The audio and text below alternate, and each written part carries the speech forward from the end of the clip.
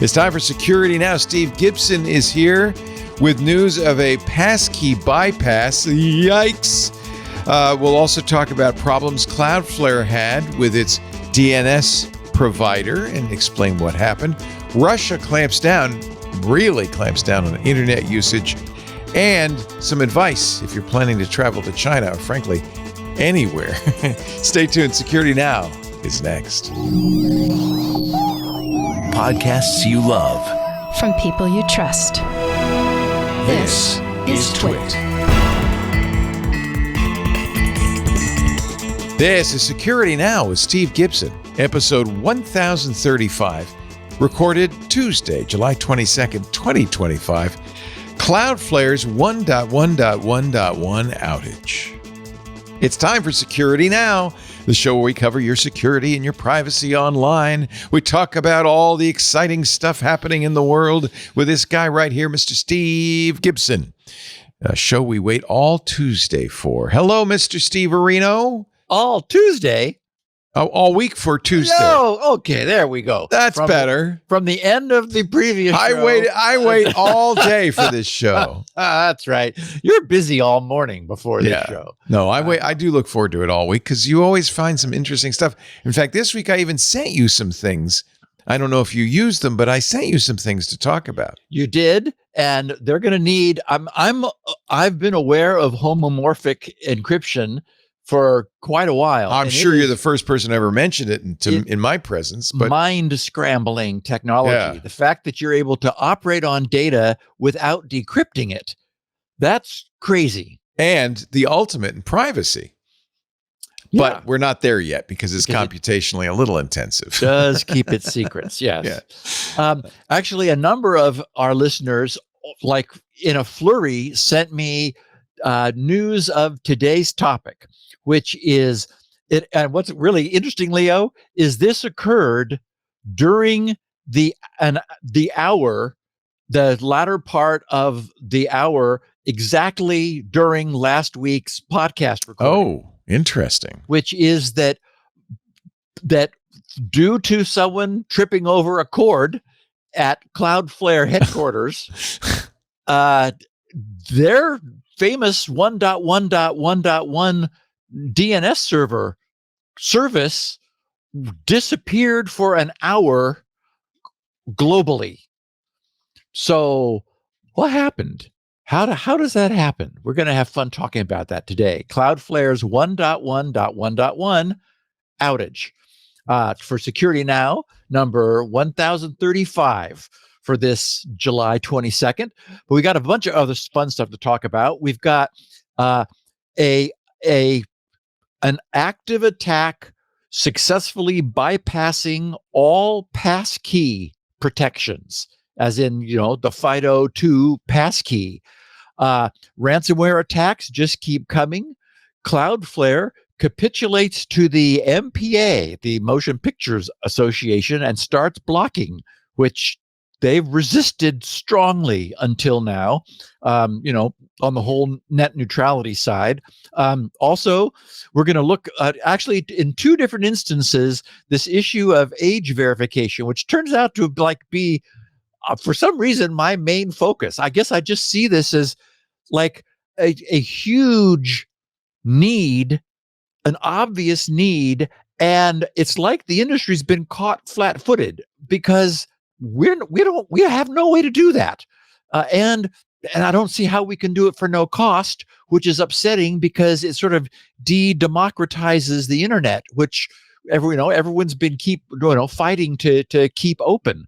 Anyway, we're going to talk about that a few more times. Microsoft trying to push people from a purchase to a subscription of their enterprise, of their exchange servers. Russia further clamping down on their internet usage, and how, unfortunately, we begin to see a global trend toward that emerging. China inspecting locked Android phones, so maybe get yourself a burner. Webshells becoming the new buffer overflow. As I said, I'm going to sketch out a few different aspects of this whole age verification problem and play with some protocols that might work. And then we're going to talk about what Cloudflare did to create their own complete global massive DNS outage of their flagship server, DNS server, for the hour during which we were recording this podcast last week. And of course, as always, we have a great picture of the week. So yeah, I think this one may have been worth waiting for. Yay. Absolutely. As always. We'll save homomorphic encryption for another day. It's a hairy topic. You lose your hair by the time you've covered that topic. It's really funny how much of the time that I spend hours every day reading all the tech news. So I'm preparing for all the shows, and how many stories I come across where, I got to ask Steve about this. I don't pester you with those. So just to let you know, every once in a while I send Steve one, but I don't pester you. One escapes the filter. Yes. Well, one just came in that I'm a little devastated about. I've talked before about this AI device that I wear, the B computer. It's been recording everything that I've done for the last 6 months and summarizing it in AI and giving me they just got sold to Amazon. So I just now deleted all the data, and I'm really hoping the company lives up to its promise to delete all that data. So you're wearing it as a lanyard? Or just so it just sort of hangs there. Well, I used to wear it on my wrist, and then I wore it clipped on, but I kept losing it. This is the third one. It is audio, so it's not a camera. It's just audio. Okay. It records everything. It sends the transcript to AI, which then synopsizes it, bullet points it, gives me a kind of a diary, a list of tasks that I think I might want to add to my to-do list, which is very, very valuable, and generates facts about me, over 2,500 facts over the last 6 months. Things like your wife's name is Lisa, your cat's name is Rosie, you have a Helix mattress, whatever, stuff like that, which is great, but I don't want Amazon to have all that stuff. So, yeah, I'm in the process of setting up a new home, and it was I needed to choose an automation system. Yeah, and I initially thought naively, everybody has that A-word device, Alexa. But as I started to play with it, I realized I'm part of a big commercial enterprise, and I mean they're like upselling me. Amazon is, and it's like, no, I'm not using their technology. So yeah. I think really we're all just going to end up using Apple's stuff and hope that Apple lives up to its. And I settled promise. on using HomeKit, as the base. It's secure, right? Yes, we know to. The highest levels of the industry, that's what Apple has done. I'm a little annoyed with them over their position on age verification because, they're so wrapped around that flag that it's like, the industry needs this, Apple. So, but, they're doing what they can by creating age range brackets and, trying to keep it as fuzzy as possible. But anyway, so you're saying secure, yes. Secure. Private, yes. Well, we hope so. I mean, you somewhat trust Apple, but this is so much part of now their marketing that I think they probably will live up to it, at least more than Amazon or Google or Microsoft or OpenAI or any of the other possibilities. Yeah. So it seems like if you're going to do home automation, that's the way to go. That's what I'm going to do for sure. I did have to choose Google's doorbell because it's the best. Well, and you don't want Ring because Ring just announced that they're going to be sending the information to the cops again. So I have a bridge in order to create that link. So my goal in the long run, and this is a time-consuming thing that I'm not going to do anytime soon, but is to make it all internal and use AI internally and all of that stuff. That would be my goal. Same thing with this. I love the idea, the premise of this B computer. I want it to be my own AI, not somebody else's. Well, and the problem is the world is switching to a subscription model where it's all services, and you so like you audit your bank account, and it's just all these little dribbles coming out from all the things that have happened in the past. It feels it's almost impossible. And as you get older, you really don't want dribbles. That's just not good. Never good. That's not good. Progress. Hey, let me talk about another way to secure your enterprise. One of our sponsors for this episode of Security Now, Zscaler. They are the leader in cloud security, and they solve a problem kind of in two different directions. AI is it's a double-edged sword. It's a blessing, it's a boon, and it's also perhaps the biggest threat to security we've ever seen. Hackers are using AI now to literally breach your organization. On the other hand, AI powers innovation, can drive efficiency. On the other hand, it helps bad actors deliver more relentless and effective attacks. There is a solution. Zscaler, Zero Trust plus AI. Phishing attacks over encrypted channels last year increased by 34.1%. This year, I'm sure it'll even be worse. And that's fueled by the growing use of generative AI tools and phishing as a service kits. We talk about this all the time. And on the other hand, organizations in all industries, from small to large, are using AI internally. They're using it to increase employee productivity. They're using public AIs for engineers with coding assistance. Marketers are using it for writing. Finance is using AI to create spreadsheet formulas. You ever do a pivot table? Not on my watch. Let the AI do it. You can also automate workflows for operational efficiency across individuals and teams. AI is being embedded into the applications and services that are customer and partner facing. Ultimately, AI lets every company move faster in the market and gain a competitive advantage. But companies, you've really got to think about how you protect your private and public use of AI. And at the same time, defend against those AI-powered attacks. This is what Zscaler does. Jason Kohler, who's the Chief Information Security Officer, the CISO at Eaton Corporation, leverages Zscaler to embrace AI innovations and combat AI threats. He says, quote, data loss detection has been very helpful for us. ChatGPT came out. We had no visibility into it. Zscaler was the key solution initially to help us understand who was going to it and what they were uploading, right? Traditional firewalls, VPNs, public-facing IPs expose your attack surface. This old school way of protecting the perimeter is no match to the bad guys in the AI era. It's time for a modern approach with Zscaler's comprehensive zero trust architecture plus AI that ensures safe public AI productivity, protects the integrity of private AI, and stops AI-powered attacks. It can do all three. Thrive in the AI era with Zscaler Zero Trust plus AI to stay ahead of the competition and remain resilient even as threats and risks evolve. Learn more at zscaler.com/security. That's zscaler.com/security. We thank them so much for their support of Security Now. All right, Steve. I have not glimpsed. I have not looked. I have not. So I gave this little cartoon the caption, "Uncertainty is the nature of the universe." Okay. Uncertainty is the nature. I feel like Ed McMahon. Uncertainty is the nature of the universe. I'm going to now scroll up and reveal.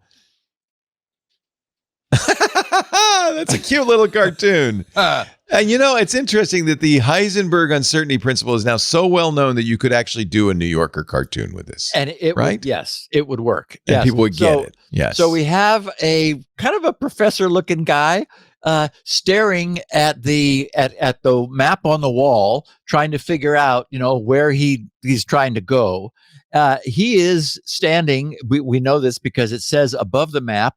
He's in the Heisenberg Department of Physics, and in keeping with the theme, the map has the legend with an arrow actually pointing to sort of little scatter chart of dots. It says, "You are probably here." So you can't be certain because you are, after all, in the Heisenberg Department of Physics. But anyway, it does say something about how widespread knowledge of quantum mechanics has become, I guess. Yeah. right? Yeah, actually, there was a funny.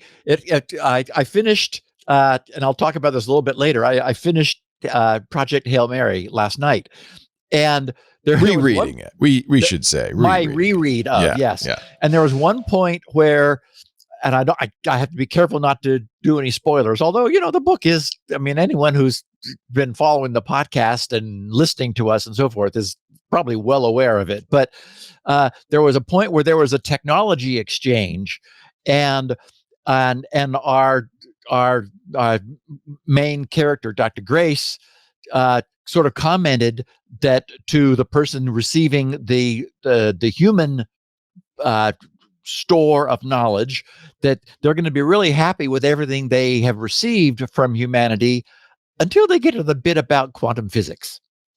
Because they're not going to be happy about that. That makes at all. nobody happy. It's like, nah, this is just. Have we told you about string theory? Oh Lord. Yeah. Okay. So the security guys at Expel Security, I thought that was a good name. We're going to expel this. Yes, Expel Security have uncovered a passkey bypass using an adversary-in-the-middle attack. Now, the vulnerability of passkeys to this attack is actually understood. It's well known. It was a concession that was needed to be made for the sake of cross-device login, where you're using, a passkey in your phone to log into a website on a browser somewhere. The Expel Security guys just have 3 bullet points at the top of their blog's TLDR section. They said, first, bad actors have figured out how to downgrade FIDO key authentication when compromising accounts. Now, and we've often talked about downgrade attacks, where, for example, an early one would have been the client sends to a web client sends to a web server a list of all the protocols it supports. And normally the web server would deliberately choose the strongest of those offered by the client, which it also supports, right? So you take like you cross-reference the security protocols it has, the security protocols the client has. The server chooses the best, that is the strongest of those. But if you have an adversary in the middle, the adversary downgrades what the client is sending, because of course we haven't established a secure connection at this point. This is the initial client hello. So all of the good protocols are stripped out, leading the remote server to believe that the client supports the paper cup and string protocol, which arguably is not very secure. And so it shrugs its shoulders and establishes a protocol that the man in the middle, the adversary there, is able to intercept. So anyway, downgrade protocol. Bad actors have figured out how to downgrade in a similar fashion FIDO key authentication when compromising accounts. Second bullet point, this technique is being leveraged in phishing attacks, meaning it's happening in the wild that passkeys are being bypassed. Passkey authentication. And finally, the attack involves tricking a user into scanning a QR code with a multi-factor authentication authenticator, which includes passkeys. So their blog posting was titled Poison Seed, which is the name they gave this, downgrading FIDO key authentications to fetch user accounts. And they explain, our SOC, which is, abbreviation for Security Operations Center, has recently spotted a novel attack technique that involves socially engineering a target to get around the security protections provided by FIDO passkeys. The attacker does this by taking advantage of cross-device sign-in features available with FIDO passkeys. These features are designed to help users sign into their accounts on systems without a passkey by using an additional registered device like a mobile phone. However, the bad actors in this case are using this feature in adversary-in-the-middle attacks. This is a concerning development given that FIDO passkeys are often regarded as one of the pinnacles of secure multi-factor authentication. And while we haven't uncovered a vulnerability in FIDO keys, IT and SecOps folks will want to sit up and take notice. This attack demonstrates how a bad actor could run an end route around an installed FIDO key. We have reason to believe that this attack was carried out by Poison Seed. Oh, that's the name of the group, not the attack. An attack group known for large-scale phishing campaigns designed to steal cryptocurrency from their targets' wallets. However, the technique described here could easily be leveraged in other attacks.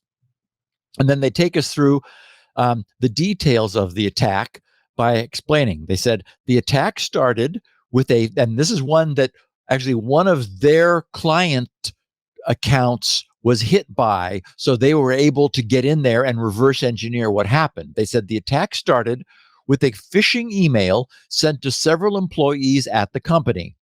The email lured these users to log into a fake sign-in page hosted at okta.login-request.com. They said this page mimicked the general look and feel of the company's normal authentication process, including an Okta logo and sign-in fields for username and password. However, not only is the domain hosting this fake login page suspicious, the domain itself had only been created a week before the attack. Now, I'm going to just pause here to say, it's interesting that they provide that bit of detail. We've recently noted that the registration age of any domain a user is visiting or like fetching, for whatever reason, should always be raised as a massive red flag. At the very least, any visit to a freshly minted domain ought to be brought to the user's attention. Maybe it's asking too much for many users, but if nothing else, it's an additional signal, right? A sanity check. Maybe our web browsers or an add-on, or perhaps I've mentioned this before. My Next DNS actually blocks it. Yes. Yeah. Yes. Right. That if it's too new, it's like, no. You need to prove you need to acquire a reputation before it'll be allowed.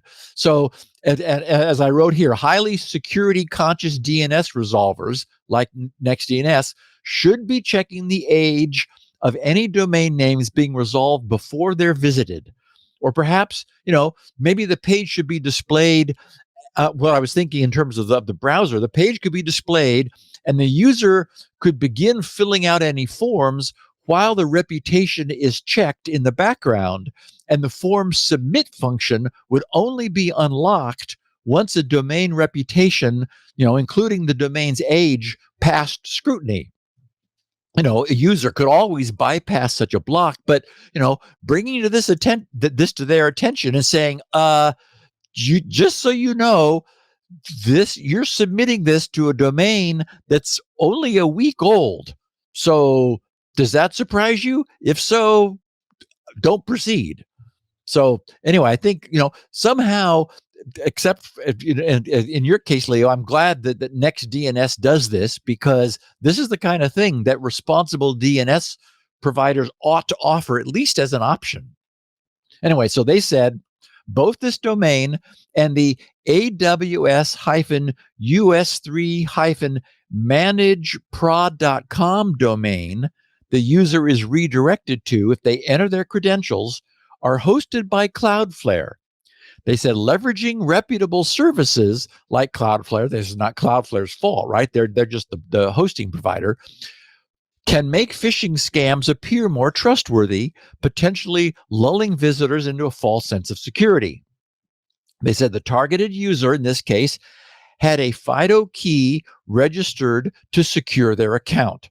Normally, the user would be required to physically interact with the FIDO key, touching it, for example, to confirm they're the ones logging in and are on the registered device or using a passkey app. If a user whose account is protected by a FIDO key, in this case, enters their username and password into the phishing page, their credentials, that username and password, will be stolen, just as with any other user. But with a FIDO key protecting their account, the attackers are unable to physically interact with the second form of authentication. This is where things took a turn, they wrote, from your traditional phishing site. After entering their username and password on the phishing site, the user on the phishing site was presented with a QR code. And I have a picture of it in the show notes. It shows iPhone, iPad, or Android device. Scan this QR code with the device that has the passkey for, and then they blanked it out, but it would be the name of the site.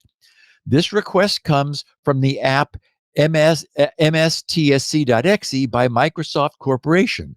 And then there's a chunk of the QR code, but they blanked out a bunch so that it wouldn't be legitimate. So they wrote, what happened behind the scenes is the phishing site automatically sent the stolen username and password to the legitimate login portal of the organization, along with a request to utilize the cross-device sign-in feature of FIDO keys. The login portal then displayed a QR code. Under normal circumstances, when a user wants to sign into their account, they wrote, from a different unregistered device, they can still verify their identity if they've enrolled another authentication device. In most cases, this would be an MFA authentication app installed on a mobile device, most of which include a QR code scanner. The login portal displays a QR code after it receives the correct username and password, which the user scans with their MFA authenticator. The login portal and the MFA authenticator communicate to verify the login, and the user is granted access.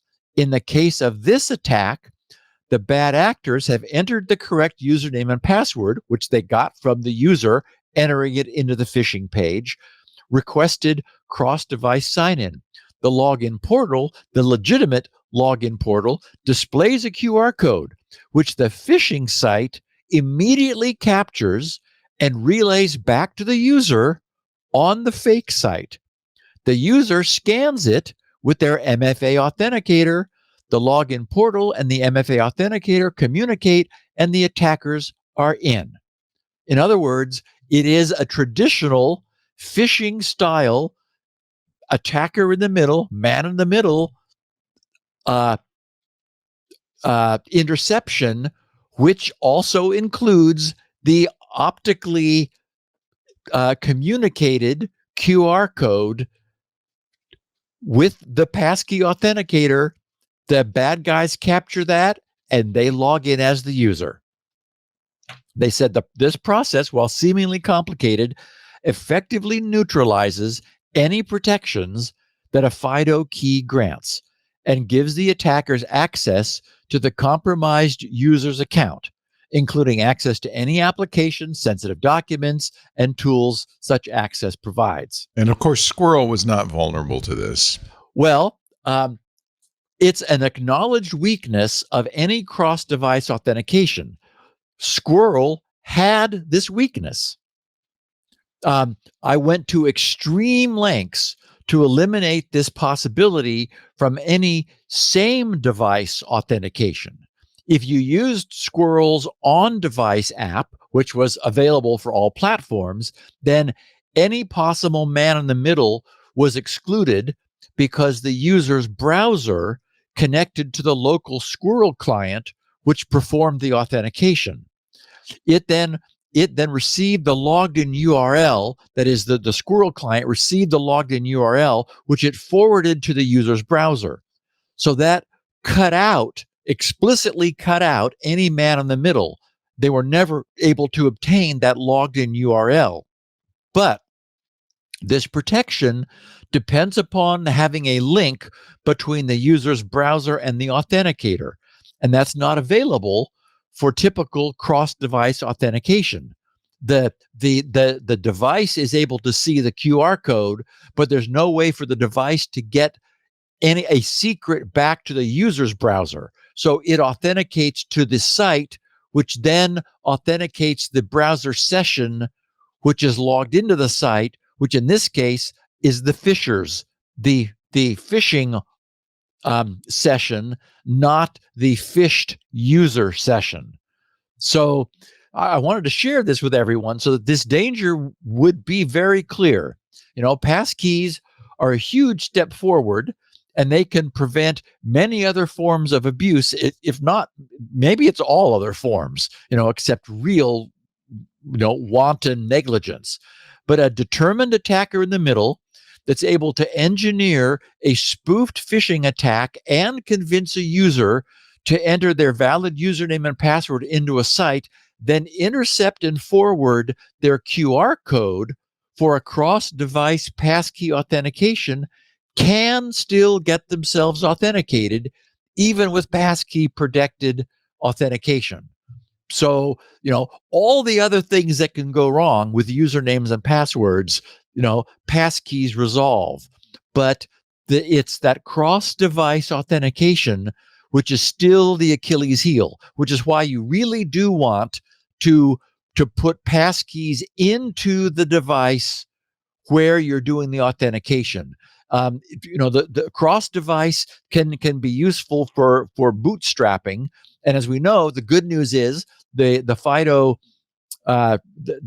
FIDO group have now ratified a cross-ecosystem passkeys import and export, and Apple has said they're going to support it, and I'm sure everybody else is going to. And we know that the browser add-on guys like Bitwarden and OnePassword and so forth, they'll be supporting it too. So it's going to be possible to solve this startup problem that we've had for the first couple of years of passkeys. Cross-device authentication cannot be as safe as on-device authentication. So that's what you want to use whenever you can. Sigh. Yeah. I'm disappointed. Yeah. And boy, Leo, I spent so much time working with the group that I was interacting with during this, that we solved the problem, that we solved this completely if you ran a squirrel client in the device you were authenticating on.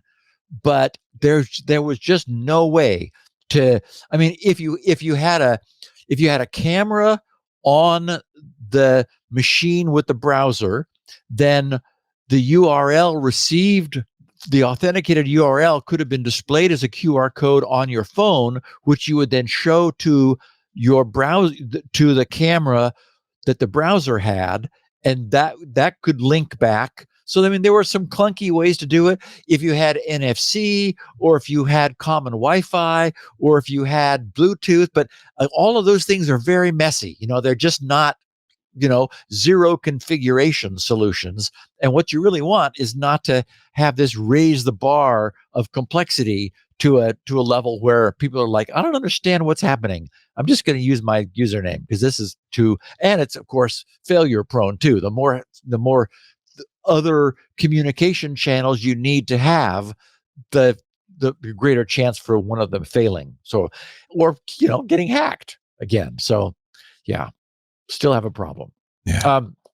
For fear of allowing one of the biggest continuing problems the cyber community still faces, which is ransomware attacks, I wanted to quickly note a couple of recent biggies.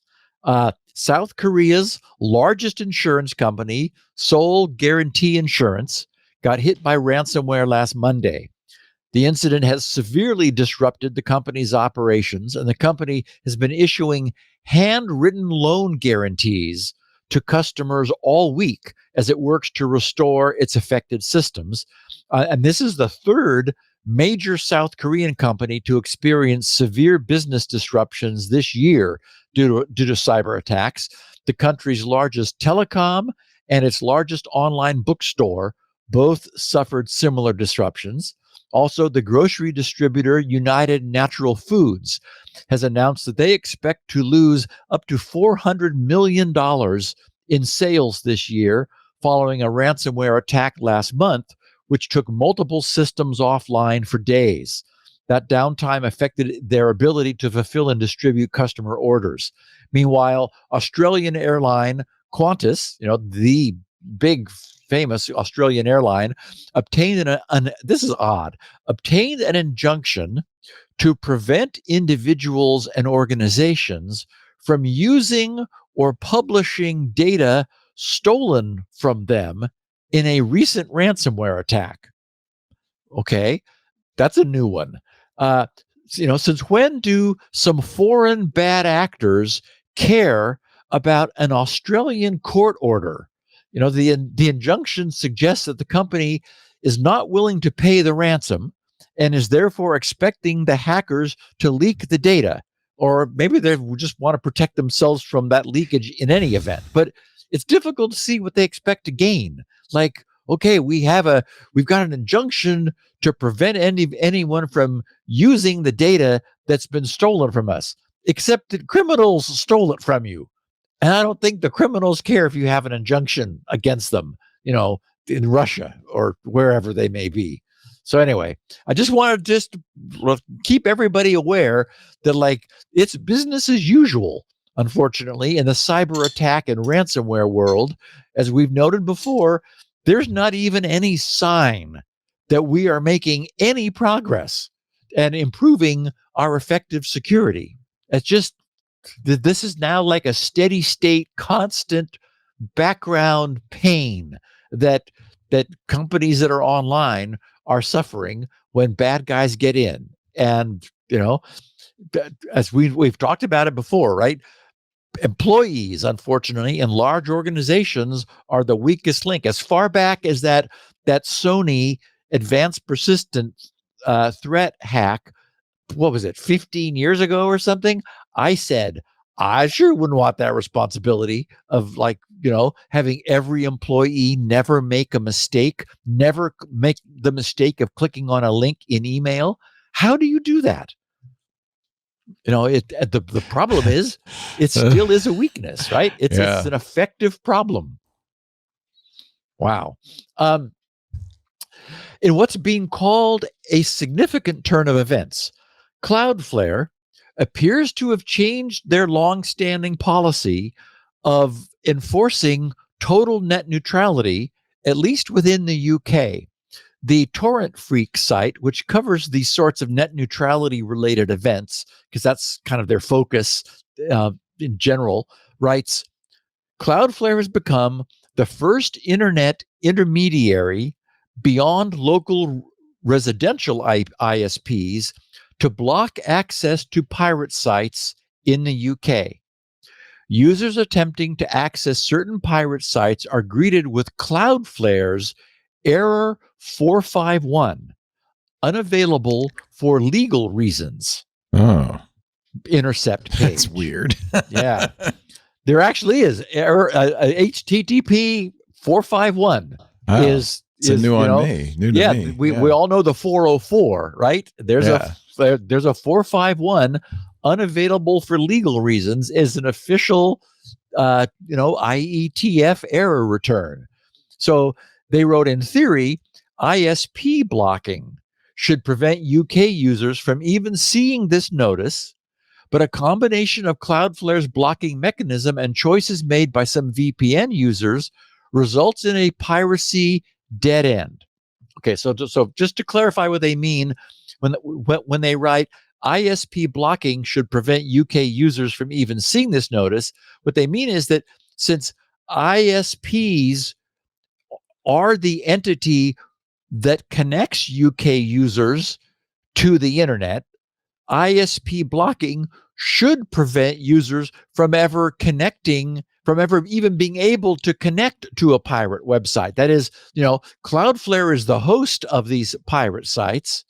And so an ISP should prevent their own users. And the ISP, of course, is a UK ISP. So they're following UK court orders. Their abiding by a block list. And so users shouldn't get to the host. And in this case, Cloudflare is the host. The article continues, internet service providers, BT, Virgin Media, Sky, TalkTalk, EE, and PlusNet account for the majority of the UK's residential internet market. And as a result, blocking injunctions previously obtained at the High Court often list these companies as respondents. These so-called no-fault injunctions stopped being adversarial a long time ago, right? Where ISPs would say, no, we're not going to do that.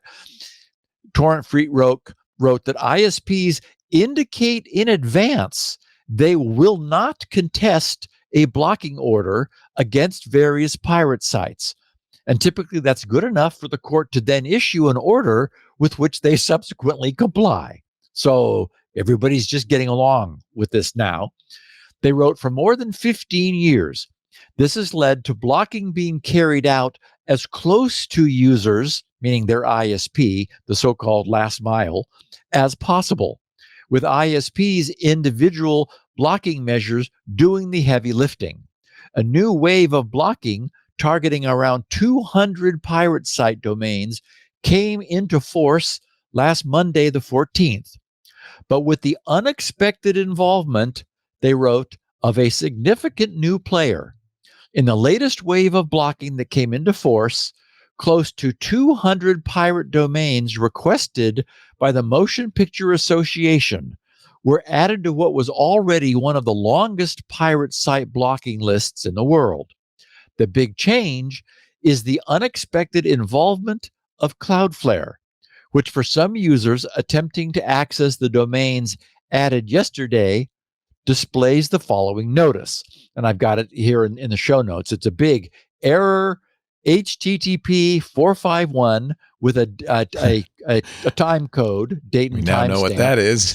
Yep. Yeah. Available for legal reasons. Yeah. And then as an explanation under what happened, they wrote, in response to a legal order, Cloudflare has taken steps to limit access to this website through Cloudflare's pass-through security and CDN.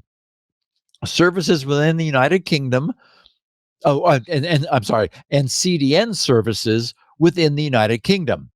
Find more information about the order, the party that requested it, and the authority that issued it here. And the here was lit up in blue as a link that users who received this intercept page could click on. And they said, learn more about Cloudflare's approach to blocking orders in our transparency report on abuse processes, and then another link.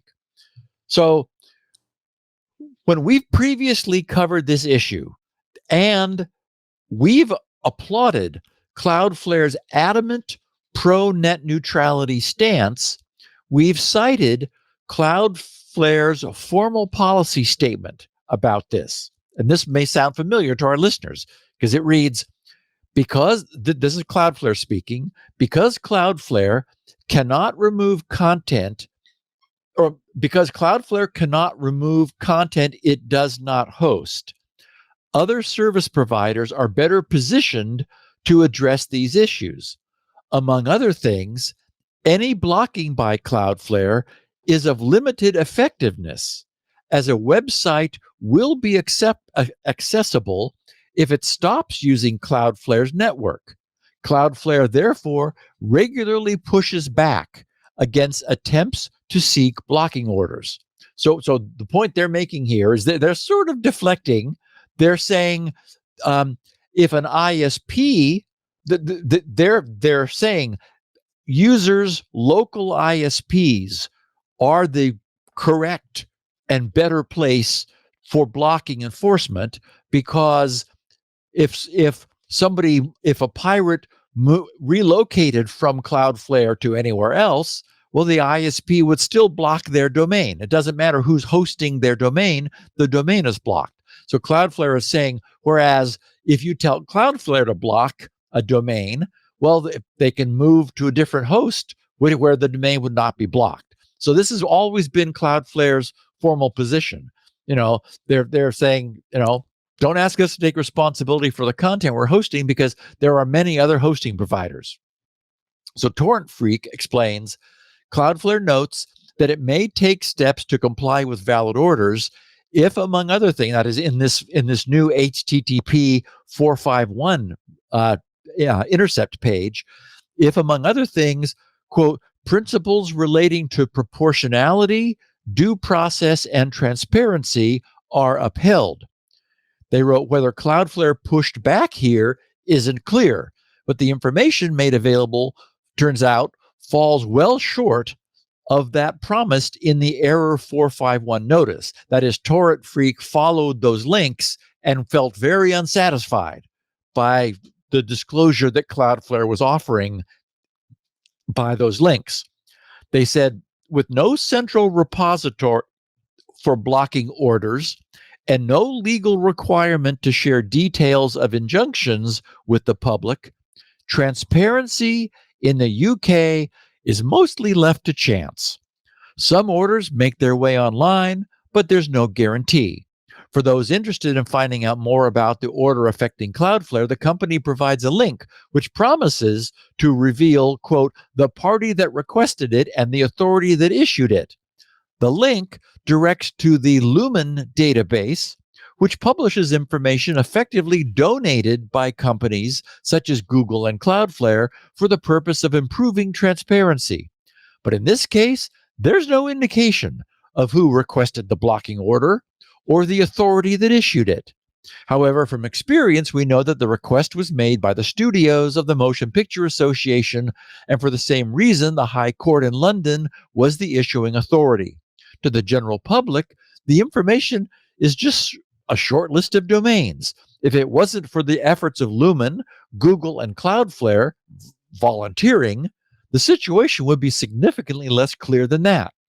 So Torrent Freak here is noting and complaining that there's a real problem with a lack of transparency and accountability with the way the system is working now. They add, the issue lies with dynamic injunctions. While a list of domains will appear in the original order, which may or may not ever be made available, when the MPA concludes that other domains that appear subsequently are linked to the same order, those can be blocked too. But the details are only rarely made public.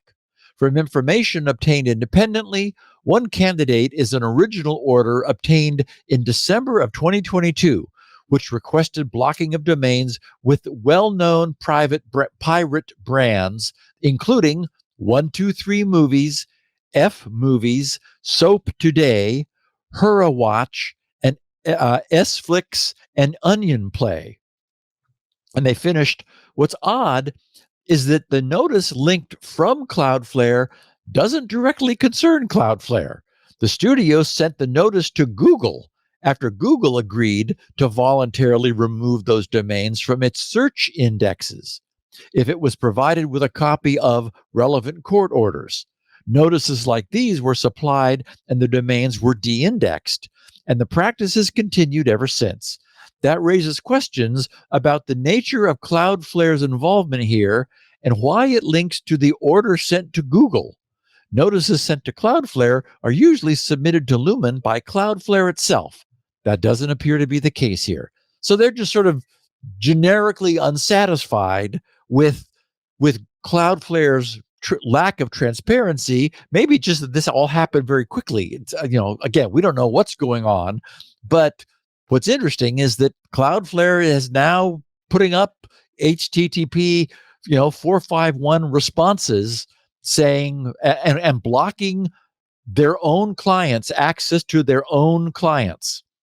And as for VPN circumvention, Torrent Freak wrote, when blocking measures are required, Cloudflare digs in when requests concern its public DNS resolver, which we'll be spending more time talking about at the end of the podcast, 1.1.1.1.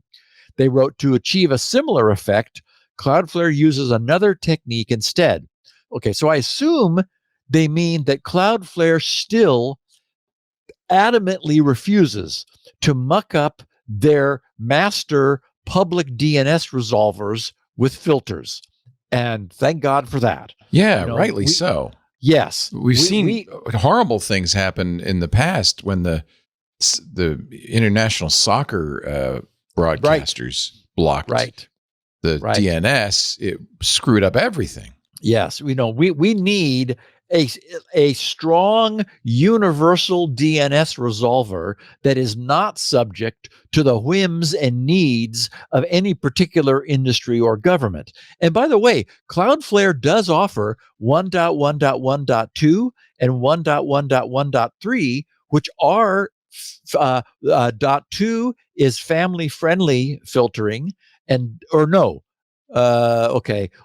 is malware only, one is malware and family friendly, or one is family friendly and one is malware. Anyway, I know what they are, and they're now part of the DNS benchmark, but I don't have it off the top of my head. But Cloudflare is offering some filtering services. But if you want an industry standard, absolutely clean DNS, I'm really glad to hear that they're saying no. We are not going to start screwing around with our DNS. Torrent Freak quoted Cloudflare saying, in countries with laws that provide for blocking access to online content, Cloudflare this is Cloudflare speaking, and which Torrent Freak quoted, Cloudflare may geo-block websites to limit access in the relevant jurisdiction to those websites through Cloudflare's pass-through security and CDN services. Okay, so in other words, Cloudflare is not going to filter DNS, but they will, when required by law, typically taking the form of court orders, filter access to some list of sites they host based upon the location of the client making the connection to Cloudflare's network. So they're able to do, as they said, geo-blocking. Torrent Freak wrote, Cloudflare appears to be using geo-blocking in the UK, as some VPN users will soon find out. In normal circumstances, they said, a VPN using a server in the UK will bypass ISP blocking no differently than a server located anywhere else in the world. Users attempting to gain access to domains currently blocked by Cloudflare using a VPN server in the UK will be greeted by Cloudflare's error 451 blocking notice instead.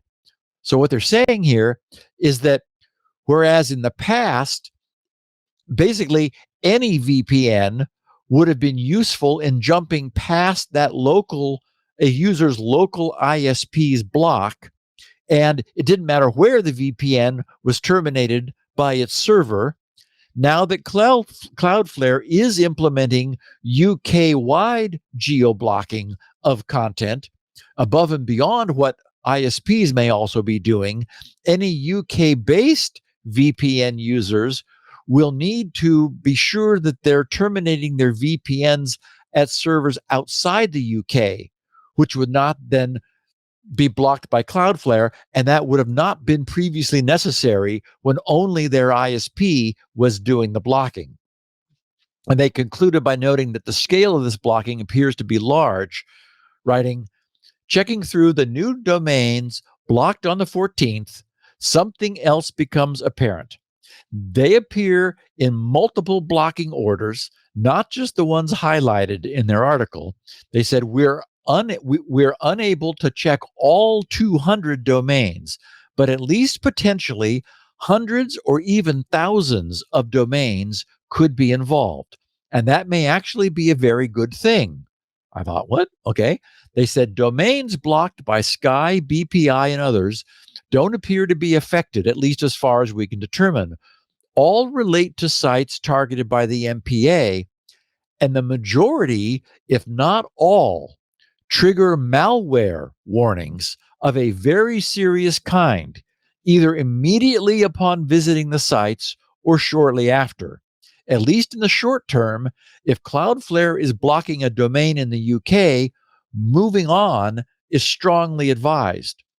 So I believe they're saying that the blocking Cloudflare has begun doing appears to relate to domains hosting malware, perhaps more than just those that the MPA may be grumbling about.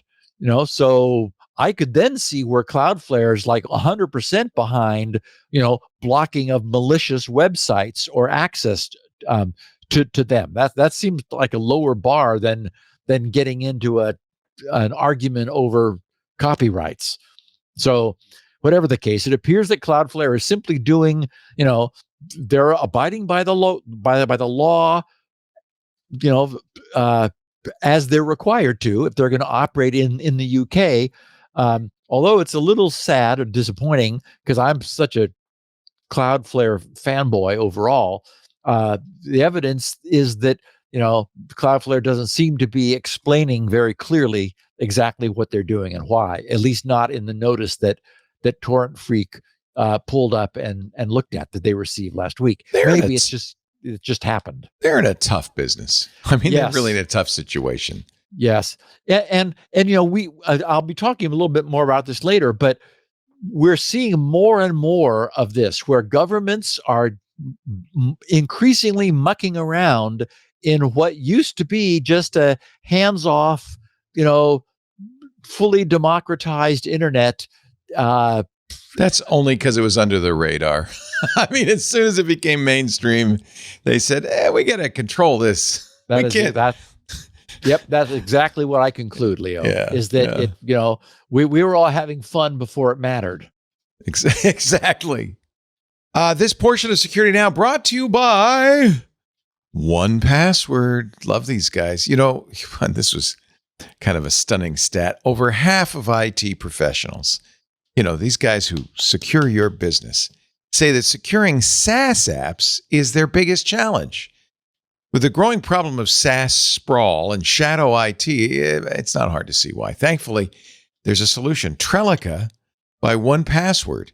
Trelica, Trelica, can discover and secure access to all your apps, whether they're managed or not. Trelica by OnePassword inventories every app in use at your company. Then, pre-populated app profiles assess the SaaS risks, letting you manage access, optimize spend, and enforce security best practices across every app your employees use, whether you know about it or not.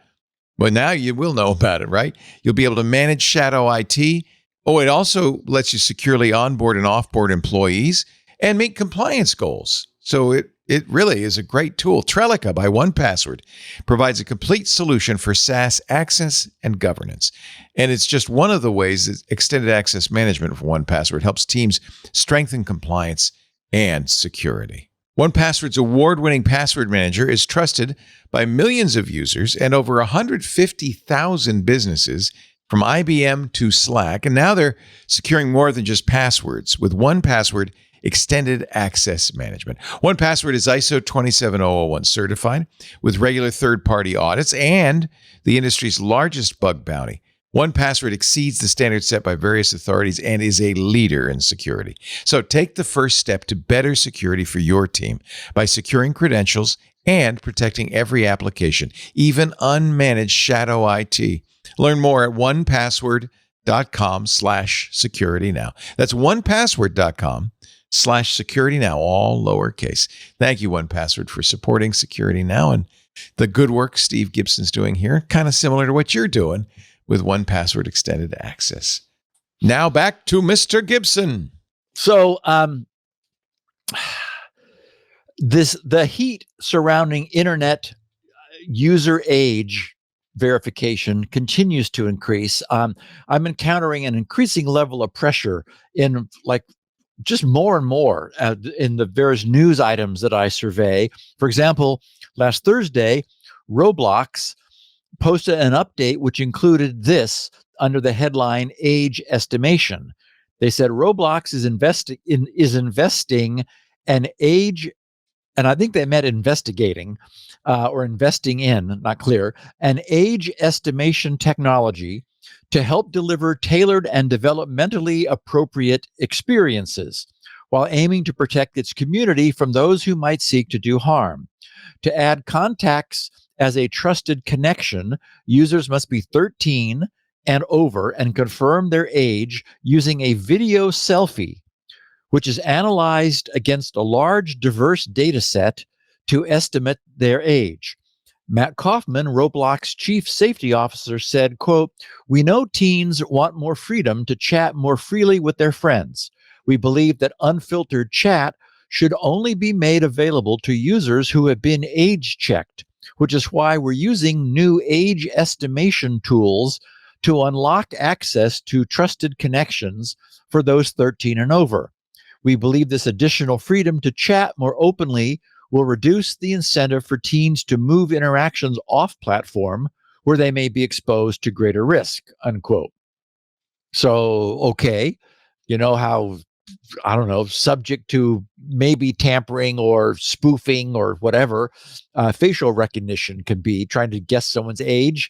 I mean, I'm not a teenager. No one's going to confuse me for that. But still, down in the, 13 or You so. look pretty young. You could pass for you could imagine 65 at least, Give me a wig, maybe.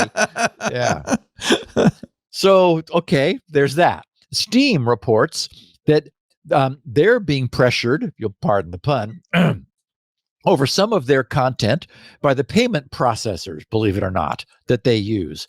In response, rather than risk losing their payment flows, Steam has reportedly removed thousands of games containing adult content, though what that is remains unclear. That's like what exactly the content should be. Last Friday, Eurogamer asked Valve for some clarification and then wrote this of their response. They said, in response to questions from Eurogamer regarding Steam's new guidelines preventing, quote, certain types of adult content, unquote, from being distributed on the platform, Valve has provided some general background on the events leading to the decision.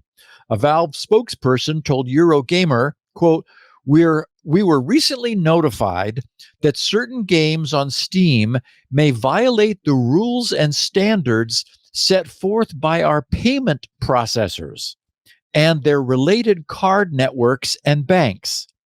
As a result, we are retiring those games from being sold on the Steam store because loss of payment methods would prevent customers from being able to purchase other titles and game content on Steam. So, okay, in this case, thousands of titles are being removed without regard for the age of the user in what appears to be a case of, looks like blackmail censorship by Valve's payment providers. So I'm sure it must be clear to everyone by now that the need to verify the age of internet users is not off someday in the future. We need the W3C or the IETF or perhaps the FIDO Alliance. If any of them could move at anything other than glacial speed to get busy, and whip up some standards, because we need some technology here. Then we need Google and Apple to implement them in their biometrically equipped devices. And my concern is that these things are so expensive, these high-end smartphones, that there would be a place for someone like a next generation Yubico, to create cute, inexpensive little spoof-resistant thumbprint authenticators that would follow the same specification, which unfortunately doesn't yet exist. And we need all of that yesterday, because the need for age verification is today. So, imagine that a Yubico type thumbprint sensor age verifier existed. If you have a biometrically lockable smartphone, then you wouldn't need an extra gadget because the phone you've got would be able to do that. But as I said, my concern is that such smartphones are very expensive. So we need a $20, $30, $40 alternative. If you don't have some suitably equipped smartphone, you buy an inexpensive gadget from a local retailer, a neighborhood electronics store, outlet, whatever. So in my little thought experiment here, how do we arrange to create the binding between the user's biometric and an assertion of their age. And how do we do it at scale? Someone who wishes to enroll their iPhone, their biometric Android device, or some inexpensive theoretical thumbprint verifier takes their chosen device to any U.S. post office, in the U.S., the DMV, maybe AAA if you have a membership, or any notary like is available at any UPS store in the United States. You show them your government issued ID proving your age. They check it carefully for forgery. Look at you, look at your ID, and then have the user in front of them authenticate with their chosen biometric, their face or their thumbprint, depending upon their device, after which the agent uses their own device, any NFC equipped phone or terminal or Bluetooth or whatever, to essentially bless and activate and lock that biometric to age binding. Now this individual is in the possession of a biometrically locked age assertion, which they can use on demand anywhere in cyberspace that it's needed. Again, we don't have the protocols. We don't have, as far as I know, any little, well, there is no protocol, so there's nothing for anybody to implement on any platform at this point. But, there's a little bit of brainstorming about how we might begin to solve this problem. And this is, it's a good thing, Leo, that I'm very committed right now to the projects that I have in front of me, because, this is pulling me in the same way that Squirrel pulled me 10 years ago. And we know how that went. It went 7 years of my life. But anyway, it seems to me this is like so necessary. A bit later in today's podcast, in answer to one of our listeners' questions, I'm going to sketch out an example of a cryptographic protocol to provide, again, just a rough sense for some more of the details of this. But my overall point is that the problem is not intractable, but it's not easy either. And people need to get moving on this, and I don't see any sign of this happening.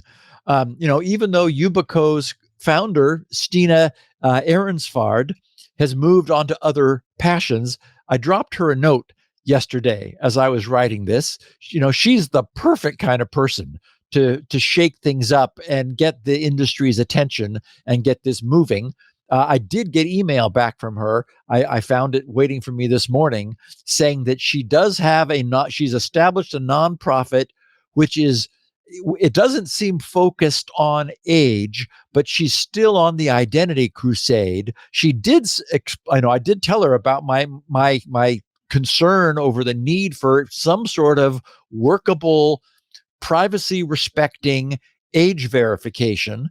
And she said that that's what she was doing and wanted to set up a conference and see how we could collaborate. And I don't want to get too sucked into something because I've got work to do. But to me, this seems like one of the biggest needs we have, because the world is starting to wake up to the internet, it seems, and the age of the people using it is suddenly a big deal. So we need protocols. I hope somewhere that's beginning to happen. In other news, it appears that Microsoft remains unsure what to do about the fact that no one appears to actually want their new crap, especially in light of the fact that Exchange Server, in this case, is switching to a subscription. What a surprise. I guess no one should be surprised that no one is in a big hurry to switch to subscription mode. Everyone wants to just keep using the stuff they already have that's working just as well as any of the new stuff probably would, especially when they already paid for the stuff that they have that's all installed and running and configured and working just fine. So In this case, we're talking about Exchange 2016 and 2019 server, whose end of life is scheduled for that same fateful day approaching us on October 14th, when Windows 10 and some other Microsoft products that no one wants to be forced to stop using were originally scheduled to stop receiving their security updates.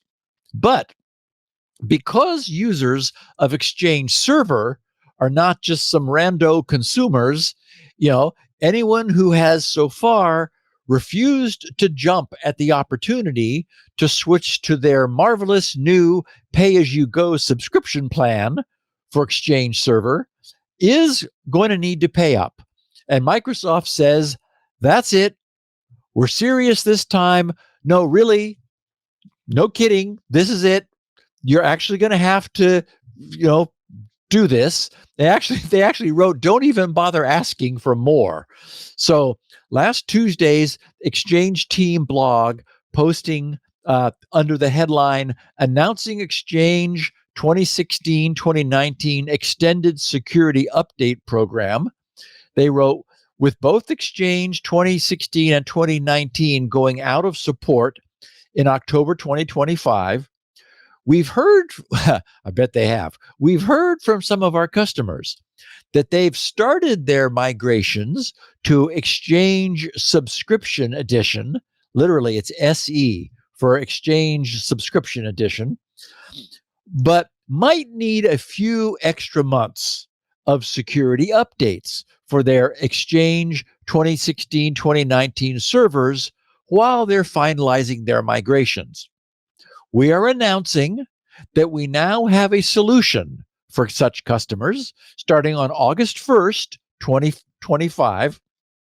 So the end of this month, August 1st, customers can contact their Microsoft account team to get information about and purchase an additional 6-month extended security update, ESU, for their Exchange 2016-2019 servers.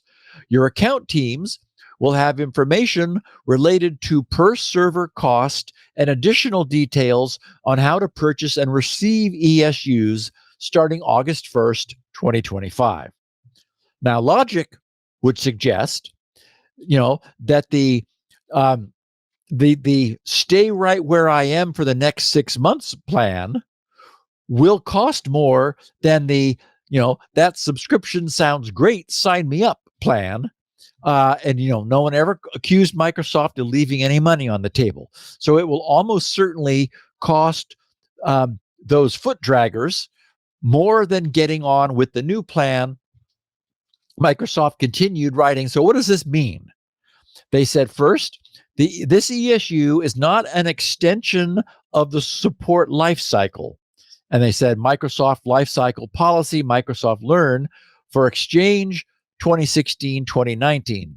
Those servers still go out of support on October 14th, 2025.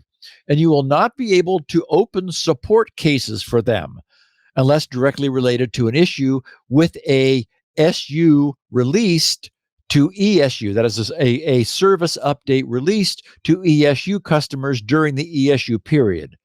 So they said the ESU is not an extension of the support lifecycle. Okay, I don't understand why, because that's what they're selling you. They said this ESU is a way for customers who might not be able to finalize their migrations to Exchange SE, the subscription edition, before October 14th to receive critical and important updates as currently defined by Microsoft Security Resource Center scoring as SUs, security updates, that we might release after October 2025. Okay, so I guess what they're saying is you have to have signed up for the subscription, but we understand you may not have yet finished migration to the subscription servers or the from your non-subscribed servers, Exchange Server 2016 and 2019, so you can buy additional support for them in order to bridge. They said Exchange 2016-2019 SUs, these service updates, will not be released on Public Download Center or Windows Update after October 2025. So they're still trying to be as strict here as they can. They also said we are not committing to actually releasing any service updates during the ESU period, meaning you pay for it and you may not get anything.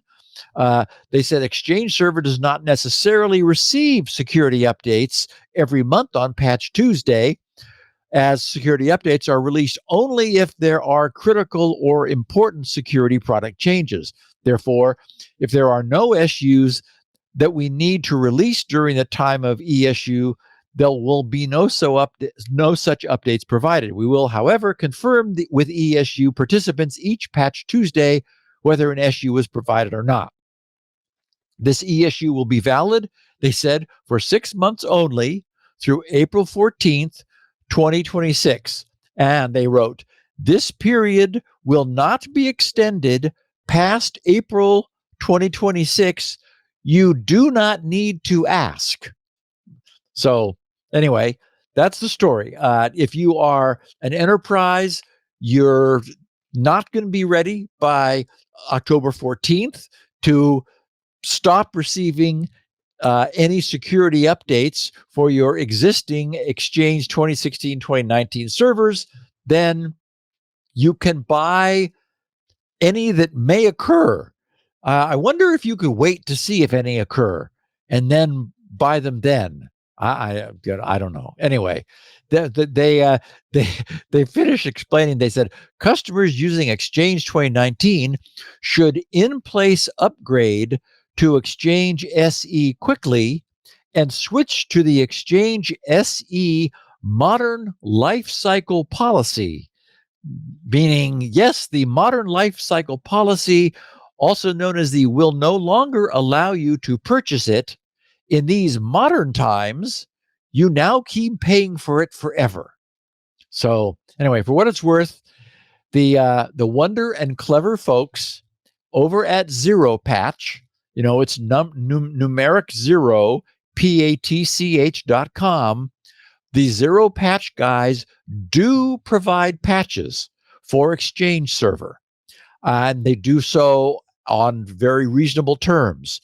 So it might be more cost effective to consider remaining with the already paid for in full Exchange Server you already own, and then having the Zero Patch folks keep it up to date for you. Basically they recreate Microsoft's patches, they reverse engineer them and then offer them, you don't even have to reboot Exchange Server, right? I mean, it's like way better than Microsoft. Until April 14th, when those older servers will no longer be receiving security updates for the micropatch guys to reverse engineer. And I don't know whether they can look at the security updates for the next generation of Exchange servers and backport them to the earlier editions of Exchange Server. We'll have to see at that point. But don't forget those Zero Patch guys. They're going to be friends of Windows 10 users also starting October 14th, as we talked about before. Okay, so wow. A new Russian law has, get this, Leo, criminalized online searches for controversial content. Russia previously criminalized the sharing of such content or obtaining it, but with officials saying that censorship during wartime is justified. That is, they're using their war with Ukraine as the context here. They're saying restrictive digital laws are justified and being tightened.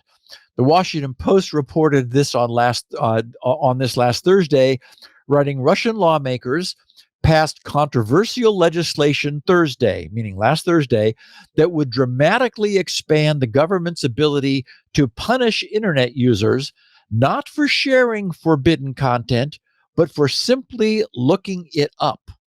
like putting the search term in. The new measures, which sailed through the Russian parliament and will take effect in September, envision fining people who, quote, deliberately searched for knowingly extremist materials, unquote, and gained access to them through means such as virtual private networks or VPNs, which lets users bypass government blocks. VPNs are already widely used in Russia to circumvent the many blocks on websites, the Washington Post wrote. Russia defines extremist materials rather broadly as content officially added by a court to a government-maintained registry. A running list of about 5,500 entries at the moment, or content produced by extremist organizations, ranging from LGBT movement to Al-Qaeda. The new law also covers materials that promote alleged Nazi ideology or incite extremist actions. Until now, Russian law stopped short of punishing individuals for seeking information online. Only creating or sharing such content was prohibited. The new amendments follow remarks by high-ranking officials that censorship is justified in wartime. Adoption of the measures would mark a significant tightening of Russia's already restrictive digital laws. Similar legislation, they wrote, passed recently in neighboring Belarus, Russia's close ally ruled by authoritarian leader Alexander Lukashenko, and has been used to justify prosecution of government critics. The fine for searching for banned content in Russia would be about $65. While the penalty for advertising circumvention tools, such as VPN services, would be steeper, $2,500 for individuals and up to $12,800 for companies.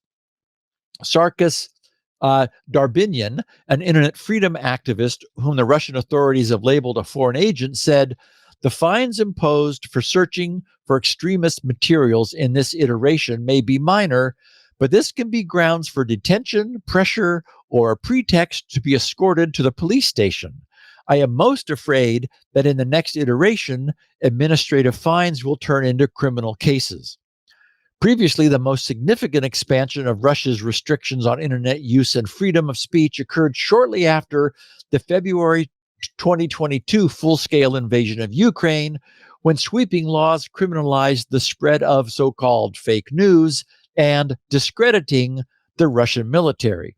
The new amendment was introduced Tuesday, attached to a mundane bill on regulating freight companies, according to documents published by Russia's lower house of parliament, the State Duma, we talked about before.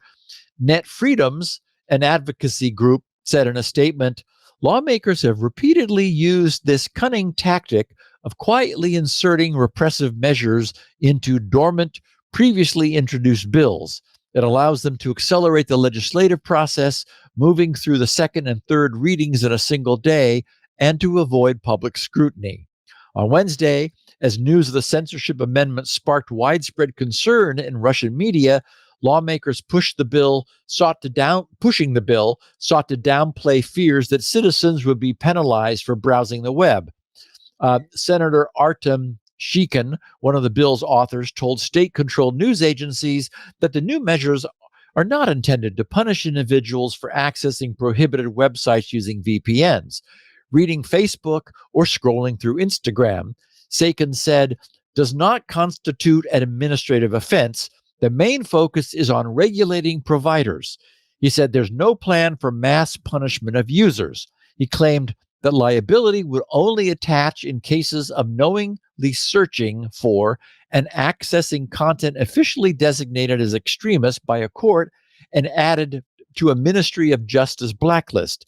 However, he did not explain how authorities would determine whether an individual knew the accessed content was deemed extremist. Anyway, things are tightening up in Russia, and they used the term throttling, talking about how Russia has also expanded its use of deep packet inspection technologies, enabling more precise blocking of traffic, and committed millions of dollars to fortify what we know as, RussiaNet or RUNet, it's creating this sovereign internet infrastructure that allows them to pull the switch and disconnect Russia from the rest of the global internet. They also said that telecom providers have been ordered, and we talked about this before, to provide detailed user data, while citizens are being pressured to use domestic platforms instead of the foreign ones by throttling or restricting platforms such as YouTube, X, and Instagram, as the Russian government seeks to limit access. And, we talked about the use of the term throttling because Cloudflare sites were recently added to this throttle technology where a page was limited to 16 kbytes if it came from Cloudflare, which, as I observed, was really not enough to run even begin to get a modern web page off the ground. Maybe you could do a 301 redirect. Well, you could do that in 16K, and that was the only explanation that I could come up with. But as we've said, any site that had content that was of interest to Russians could just move to a Russian hosting provider in order to get around that block, which is probably the whole goal here. So for me, this news is disturbing. I'm not in Russia, but Russia is an extreme example of what we're seeing everywhere. This general tendency globally from the world's governments. The UK and the EU are chafing over encryption and arguing against fundamental privacy rights. Here in the US, we've seen the Supreme Court just approve the means by which various extreme special interest groups will be able to criminalize essentially any internet speech that they dislike or deem to be unwholesome. The definition in the legislation that the U.S. Supreme Court just approved is very worrisomely broad. And as I was saying, Leo, before, it feels as though for the first 50 years of the internet, it was not well understood and sort of remained out of bounds for the world's governments and politicians, or as we noted, perhaps it just didn't matter all that much until just the past decade or so. We enthusiasts were all having a great time playing in our sandboxes with our technologies, but now the political adults have returned and they're scowling at the things that we've been up to. Yeah. I don't know. I don't know what the answer is. I mean, it does feel like it's all changing. Rapidly. Yeah. Let's take another break, and then we're going to talk about a bunch more stuff. Good stuff. Important stuff. Some listener feedback. And of course, 1.1.1.1. We're going to get there too. More Cloudflare news coming up. Yep. This episode of Security Now is brought to you by Acronis. You know that name. We talk about them all the time, especially the Acronis Threat Research Unit. How many times have we quoted them in the security bulletins and information? Well, they can work for you too. You, dear IT professional, deserve fewer headaches in your life. Even something as simple as watching TV these days can become a headache when your favorite shows are scattered across different streaming services. It's nearly impossible to find one place that has everything you need. Now, bear with me. I'm not talking about streaming TV so much as taking the headache out of cybersecurity with Acronis, a natively integrated platform that gives you comprehensive cyber protection in a single console. So you don't have to go searching around for the information you need. If you want to know what's happening in cybersecurity, the Acronis Threat Research Unit, the TRU, is the place to go. It's your one-stop source for cybersecurity research. TRU also helps MSPs stop threats before they could damage you or your client's organization. Acronis Threat Research Unit is a dedicated unit composed of experienced cybersecurity experts. Their team includes cross-functional experts in cybersecurity, AI, threat intelligence. TRU conducts deep, intelligent-driven research into emerging cyber threats, proactively manages cyber risks, and responds to incidents. Plus, provides security best practices to help you and your IT team in building robust security frameworks. They also offer threat intelligence reports, custom security recommendations, and educational workshops. If you're listening to Security Now, I know it means you need this kind of information. But whether you're an MSP looking to protect clients or you need to safeguard data in your own organization, Acronis has what you need. It's all there in Acronis Cyber Protect Cloud, EDR, XDR, remote monitoring and management, managed detection and response, email security, Microsoft 365 security, even security awareness training. And it's all available in a single platform with a single point of control for everything. So it's easy to deploy and manage. If managing cybersecurity gives you a headache, it's time to check out Acronis. Know what's going on in the cybersecurity world by visiting go.acronis.com/twit and take the headache out of cybersecurity. That's go.acronis.com/twit. ACRONIS. You know the name. You know the TRU. Maybe you got to get them working on your behalf. Go.acronis.com/twit. We thank them so much for their support of Security Now. Very often we've quoted research from the TRU. They're good people. All right, Steve, on we go. People may want to pick up a temporary burner Android phone when traveling to China if they're an Android phone user. Turns out that Chinese authorities are using a new forensic toolkit to extract data from Android phones. Yeah. The new tool, named Massistant, is being used at border checkpoints and by local police forces. It's able to extract geolocation data, images, SMS messages, contacts, and other data from third-party messaging apps. According to the mobile security firm Lockout, Massistant appears to be the successor of a previous tool used by authorities named MF Socket. So, and just as another note, anyone switching to the use of a burner phone should probably begin using it sometime before the trip so that it can accrue some believable history. Yeah. There have been instances of people, being further harassed when their use of a burner was made obvious by its lack of any extractable historic data. You give the authorities an empty phone and they stare at you and goes, okay, where's the phone you actually use? So, of course, there's a certain irony in this because same thing happens when you enter the United States if you're a foreign national. And actually, it's good. It's funny you mentioned that. This mailing and the show notes went out yesterday afternoon, and I got a note from a listener saying, for what it's worth, the USA is just as bad. Right. And I included that in next week's show because I wanted the reality check that, yes, it's not like our hands are completely clean in this either. In general, I think if you're going to travel internationally, you need some sort of plausible deniability. Maybe get a Chromebook and I don't know, and a burner phone. And I don't know. It's sad that we have to do that. Honestly, I have no plans to travel outside the U.S. for the foreseeable future for that reason. Yeah, it's changed. It's changed. I love to travel. I love China, by the way. I love visiting China. It's an amazing country. Yeah. Yeah. After encountering the following bit of news, it occurred to me that perhaps remote web management access of any kind, regardless of how well authenticated its designers and deployers certainly believe it to be, that it's really risen to the status of the much heralded buffer overflow or overrun. It's just, it tops the list of recurring, ubiquitous, really dumb things to do.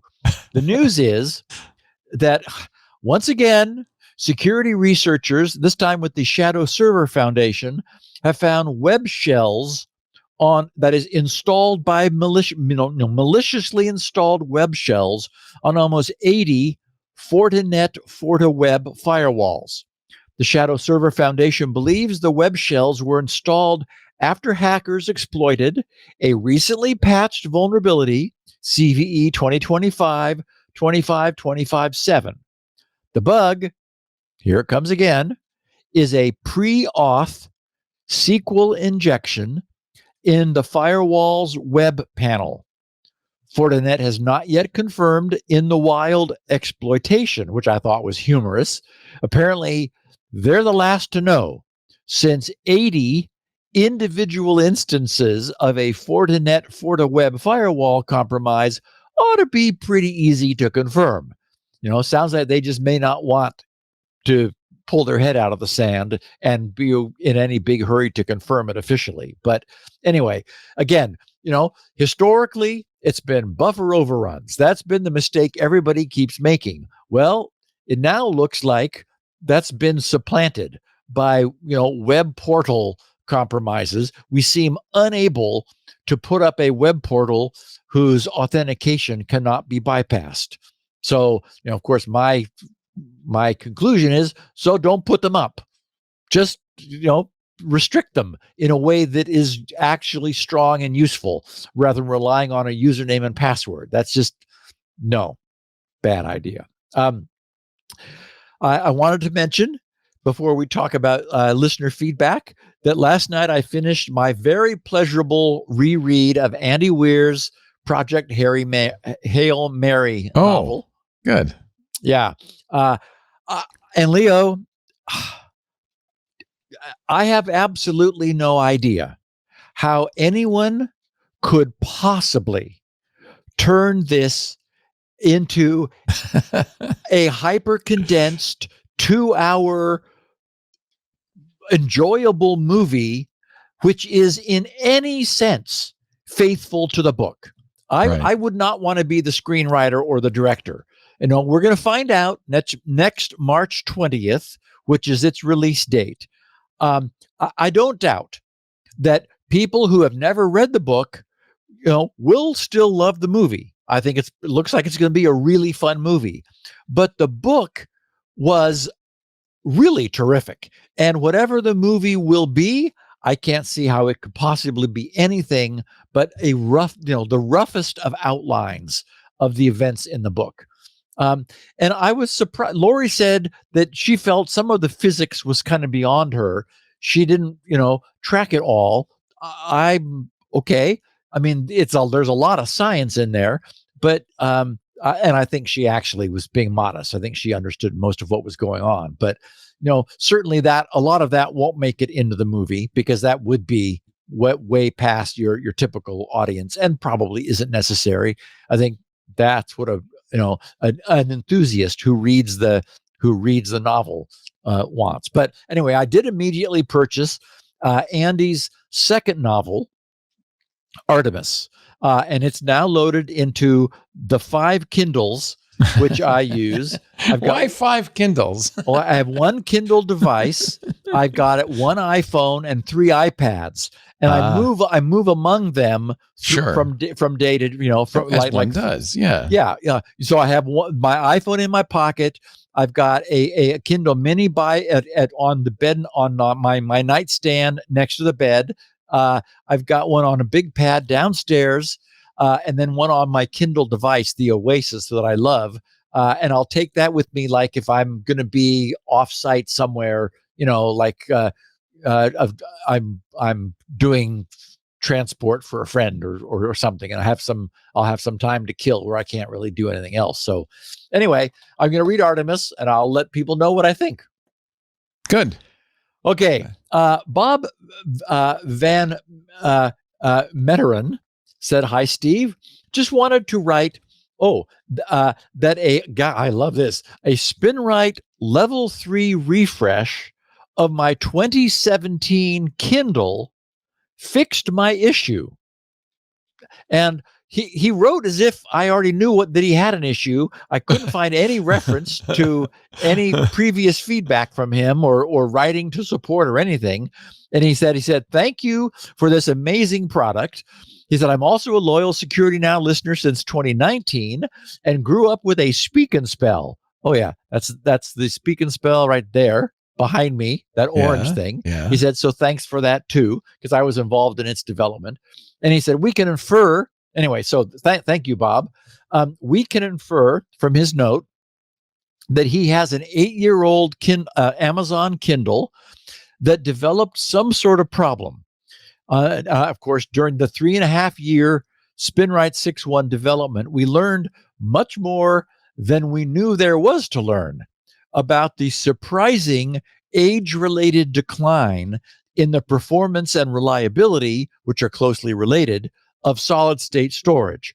We also learned that SpinRite's ability to recover data that's become marginal, coupled with its rewriting of solid-state data, more often than not completely reverses this decline and rejuvenates storage. As an avid Kindle owner myself who often exports books from the device for archiving, I am well aware that connecting a Kindle to a PC allows the PC to view the Kindle's storage as a solid-state drive. And that's all SpinRite needs to be able to work its magic on any device such as a Kindle. We sometimes hear from people asking whether SpinRite is able to similarly repair and restore like an Android smartphone or other devices. And we tell such people that if their device allows itself to be placed into a mode where its storage is visible as a storage drive, then the chances are very good that, as Bob found with his well-used Kindle, SpinRite can restore the device's proper operation and its prior performance. Kind of amazing. So very That's great. cool. That even works on a Kindle. Alan, remind us, but before you go on, what did you do for the Speak and Spell? I was involved in the LPC, the linear predictive coding of the speech. I was involved at the AI lab at Stanford. So early speech synthesis. It was very early speech synthesis. Yeah. Yes. Wow. Yeah. So impressive. It was fun.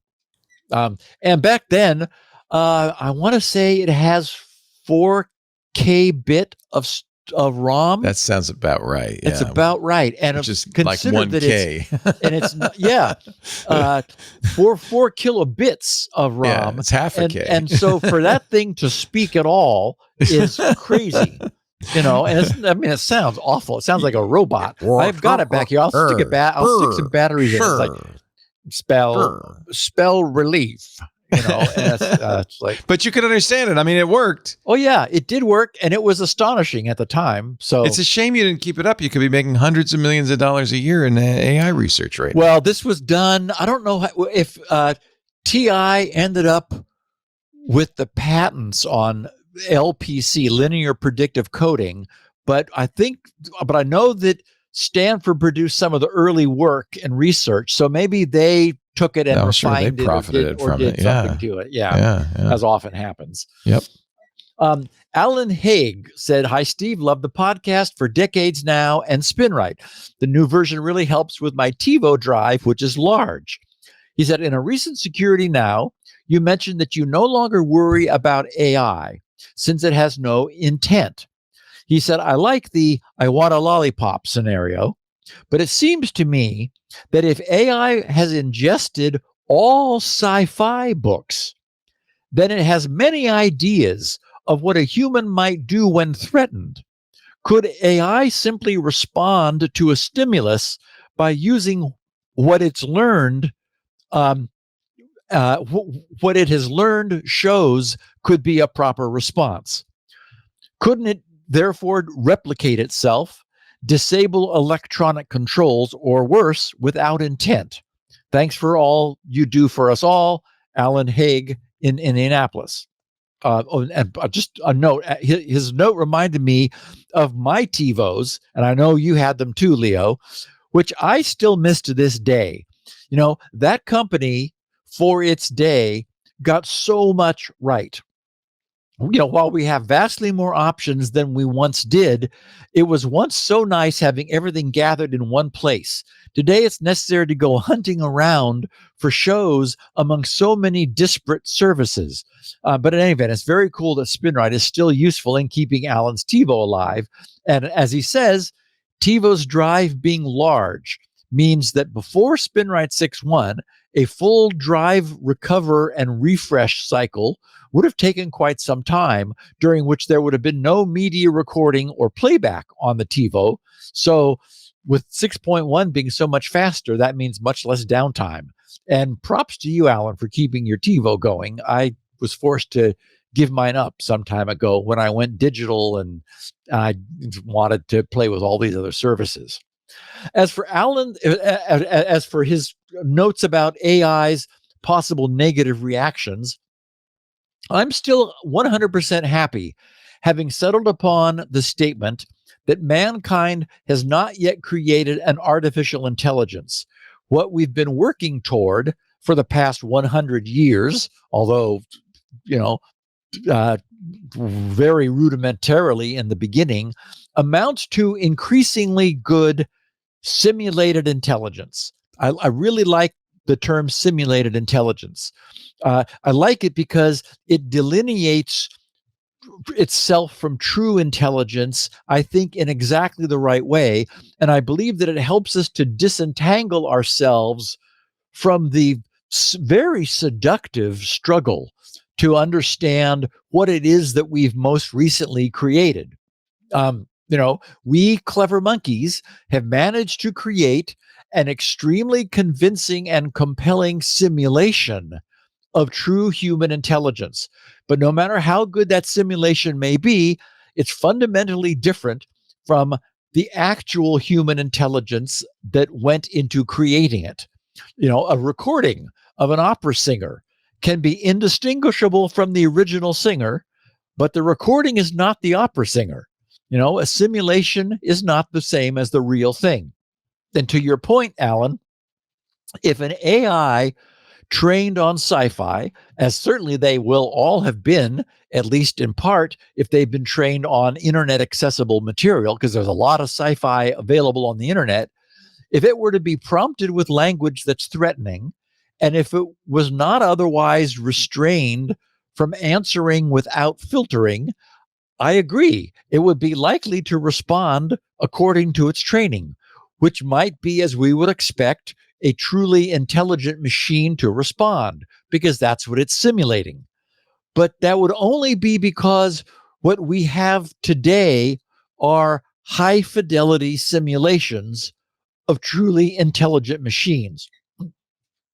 40 years ago, 40 years ago, Edsger Dijkstra, the quite famous Dutch computer scientist and professor, who's considered to be the father of structured computer programming. He created, he was the inventor, the first conceiver of the notion of what we now call structured computer programming.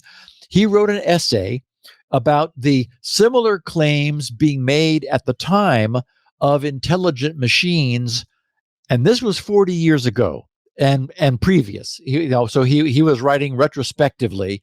One of the things that he wrote in his takedown of this concept of machines being intelligent was so pithy that it stuck with me. He wrote that the question of whether computers can think is just as relevant and just as meaningful as the question of whether submarines can swim. I love that. Isn't that good? Wow, let me think about that a little bit. That's great. Yeah. He wasn't, he said the question of whether computers can think is just as relevant and just as meaningful as the question of whether submarines can swim. So wow. He wasn't a believer. And at least as regards what we have today, I think he is still just as correct as he clearly was 40 years ago. Today, we may have far better submarines, but that does not make them fish. Love it. Well said. Eric Southwell said, hello, Steve and Leo. Long time, all caps, his emphasis, listener of the show. I eagerly await each episode. Getting to the point, I don't understand why this age verification problem is so intractably hard to solve. The U.S. government has several databases that must include all of us. For citizens, the Social Security Administration has all of our info. For non-citizen residents, the government has other databases that have unique numbers associated with people and, importantly, their birthdays. Can't we invent a secure process where we people somehow generate a hash or are provided a hash of just our name and birthday. Possibly we generate this hash on a government website that asks for other data to prove who we are. Later, when asked to prove our age to a different website, we provide the hash. The hash can be checked against the database of hashes for proof of age. The only data transmitted is the hash data. By design, the process from the age verifying service would be only yes to allow access or no to prevent access. I'm probably missing something obvious. It's just that it seems like we could use cryptography to provide data that's anonymous to a requester, but can be verified against a database that already exists in order to prove our age or identity. He says, heck, maybe a QR code would do the trick, or even a TOTP from an authenticator app, or public-private key pairs. Anxious to hear your thoughts, Eric. Okay, so there are two primary issues. The first is spoofing. As long as there have been age-based restrictions on what someone can do or cannot do, there has been pressure to spoof one's age. The concept of the fake ID is so ubiquitous and deeply rooted right into our culture. Yeah. That it's not even a meme any longer. It's way beyond a meme. There's no one who hasn't heard of a fake ID. The primary classic reason for having and using a fake ID is so that its holder may fraudulently assert that they're older than they truly are. In the physical world, a higher quality fake ID will sport a photo of its underage holder. This makes contesting the ID when it's presented much more difficult. The other use case is the use of someone else's, some other older person's actual ID. In that case, the question is whether the photo on the ID is that of the person presenting it.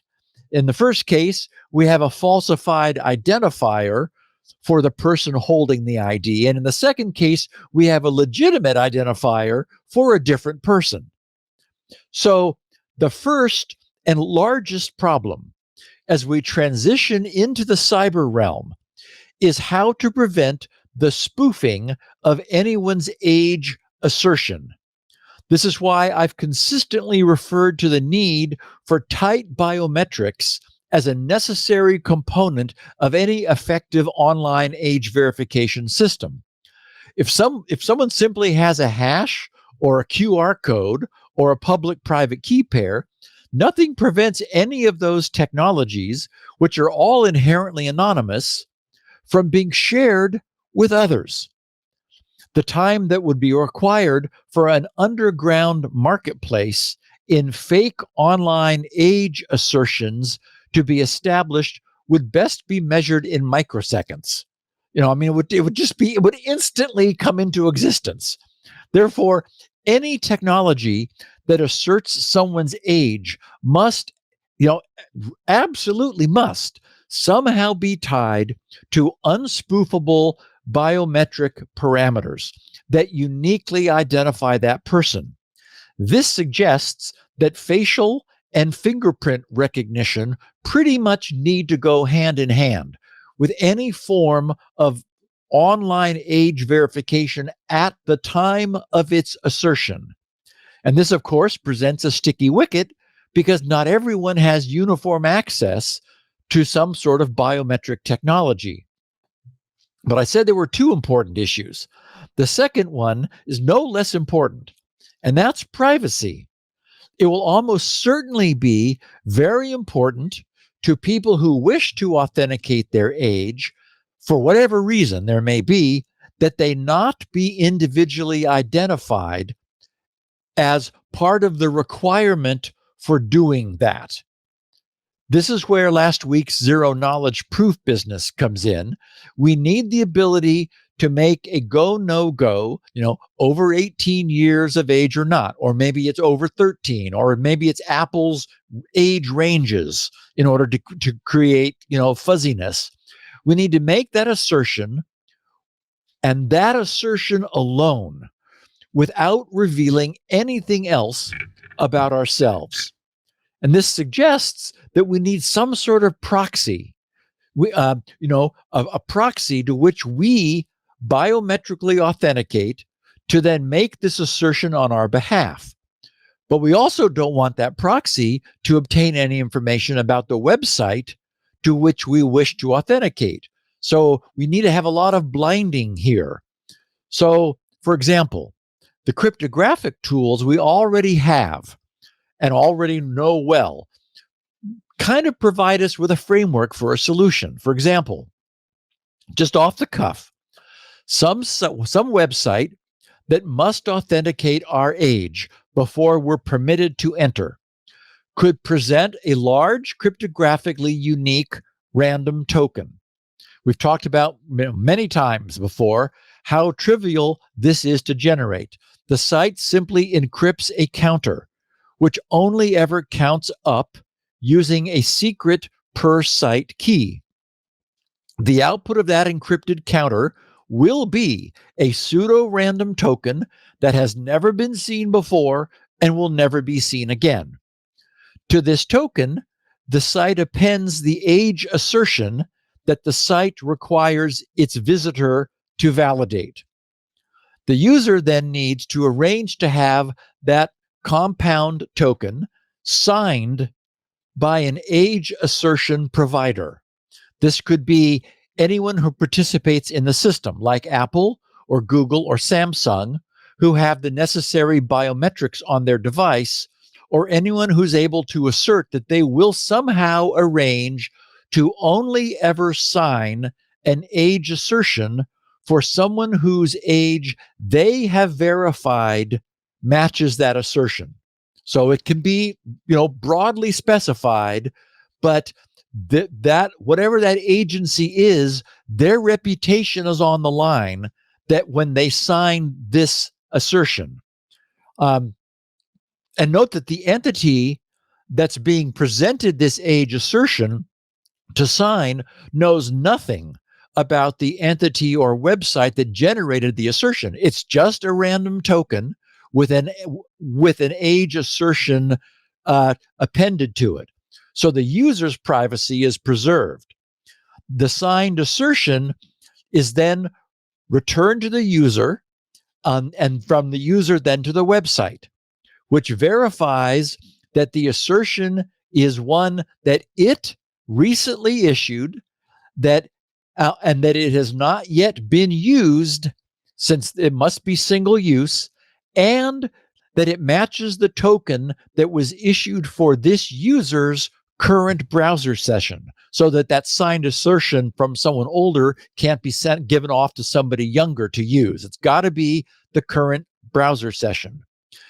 The asserter's signature is verified against the root certificates in what would become, in this future environment, the industry's common age assertion root store. In the same way that we have web browser root certificates, we would have age assertion root certificates in a common store.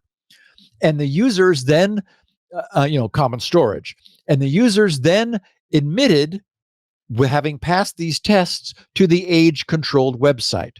And so, in this scenario, there are a lot of manual processes. With some additional thought, it would be possible to automate and streamline this process using QR codes and so forth. So my point is, this is a solvable problem. This is not beyond us, but it needs to happen. To me, it's extremely annoying that the U.S. Supreme Court ruled that no one's First Amendment rights to protected free speech would be abridged by the imposition of this quite onerous requirement, that is, age verification. As we all know, at present, the industry has no means whatsoever for asserting anyone's age without sacrificing all of their privacy and their individual identity. So it's like, it's very much like the UK, exactly like the UK saying, you must give us access to everyone's messages to anyone's messages we ask for while absolutely preserving everyone's privacy. Well, you can't have it both ways. And so here's the Supreme Court just saying, everyone must be able to assert their age, but no one's going to do that because it's going to be a complete loss of privacy. And we have no mechanisms in place for this. So, this imposition of age restriction significantly changes the nature of the internet. Some of our listeners have forwarded links to me since I began talking about this more, to commentary written by authors of websites containing, for example, salacious adult content that's far more tame than the legislation's initial targets are aimed at. Yet that adult content falls well within the very broad legislation's scope.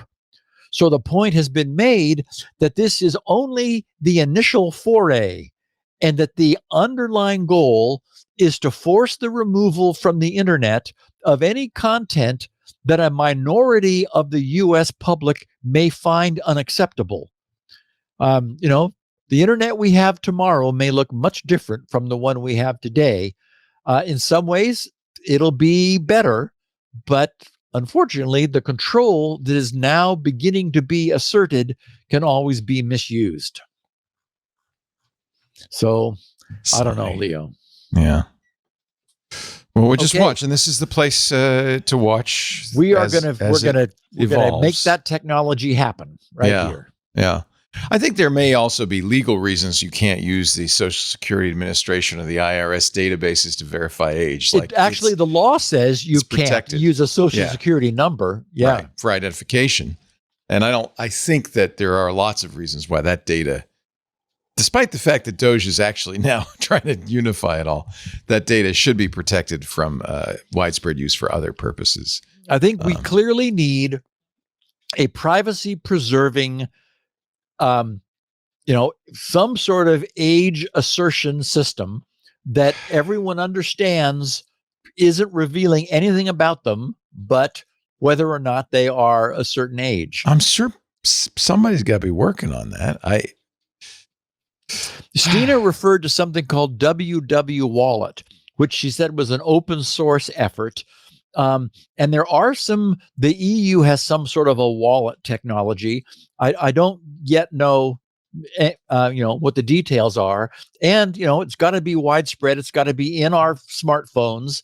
And the other thing that bugs me, Leo, is that I can't see how this can possibly be free. So what we're saying is that's not okay either. Exactly. We are having to democratize the internet right now. You're not charged for access other than putting up with ads and tracking. But I can't see how we're going to be able to verify age without some technology that involves biometrics. And I don't see how we make that free. I think the best we can do is to put it in the hands of the parents. I know that's not a perfect solution. You can't. Well, that only solves the problem with kids. How do adults who want to prove their age do so? Well, then you don't have to, because you're presumed, if you don't have a parent blocking you, that you're an adult. That doesn't work for what the U.S. Constitution just said. The U.S. Supreme Court just said that sites can require positive confirmation that someone is over 18. Right. And so it's not just it would be it can't just be a device saying that I'm old enough because there's no proof of that being true. 17-year-olds could have a device that says that. So it's a mess. But it's time for a break, and then we're going to talk about Cloudflare. Okay. You're watching Security Now. You see, we deal with the intractable issues of the day, and we attempt to solve them with logic and thought as opposed to emotion. And that's what Steve's so good at. We're glad you watch. We encourage you, if you are a viewer, to support the show by joining the club. $10 a month gets you ad-free versions of this show. In fact, all the shows we do, access to the Club TWiT Discord, a great place to chat about this and everything that's going on. I mean, the Club TWiT is Discord is kind of a social network that goes 24/7. It's my favorite social network. You also get special shows that we don't do anywhere else. If you're interested, and I hope you are, because it really makes a difference to what we can do as a network.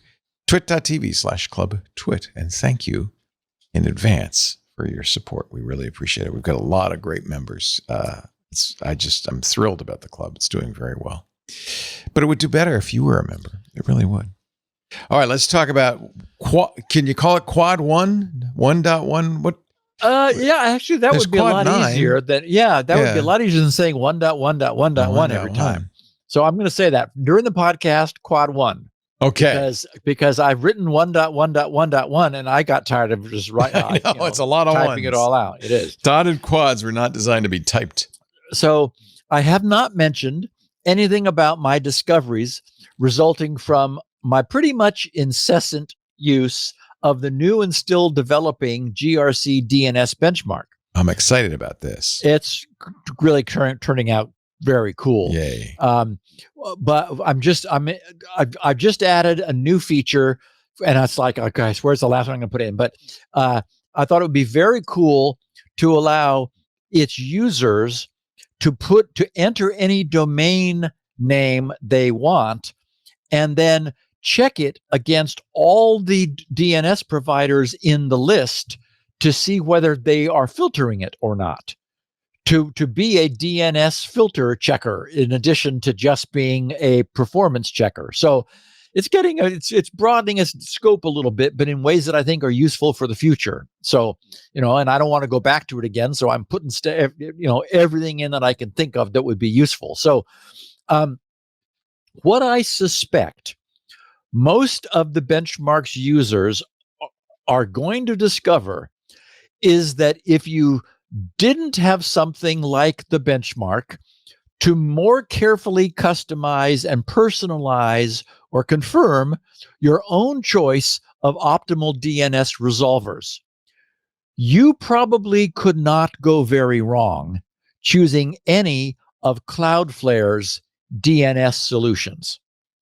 Although they're not alone among the benchmark's top-rated resolvers, they're always near the top. Cloudflare is. And I've been quite impressed with what I've seen. I'll have a lot more to say about that before long. I'm mentioning this today because exactly 1 week ago, as I mentioned at the top of the show, on July 14th, while we were recording this podcast, from just before 3 p.m. to just before 4 p.m. So right now, as it's 3:50, so 1 week ago at this time, 1.1.1.1, I'll say it one time, Quad 1 was gone. It was not resolving. It was off the air, which is, earth-shaking, really, because this resolver is so popular. Cloudflare suffered a significant outage, which caused their wildly popular primary DNS resolver, that Quad 1 IP, to disappear from the internet for an hour. The details surrounding this event are extremely interesting, and I thought everyone would enjoy learning about not only what happened, but also why and how.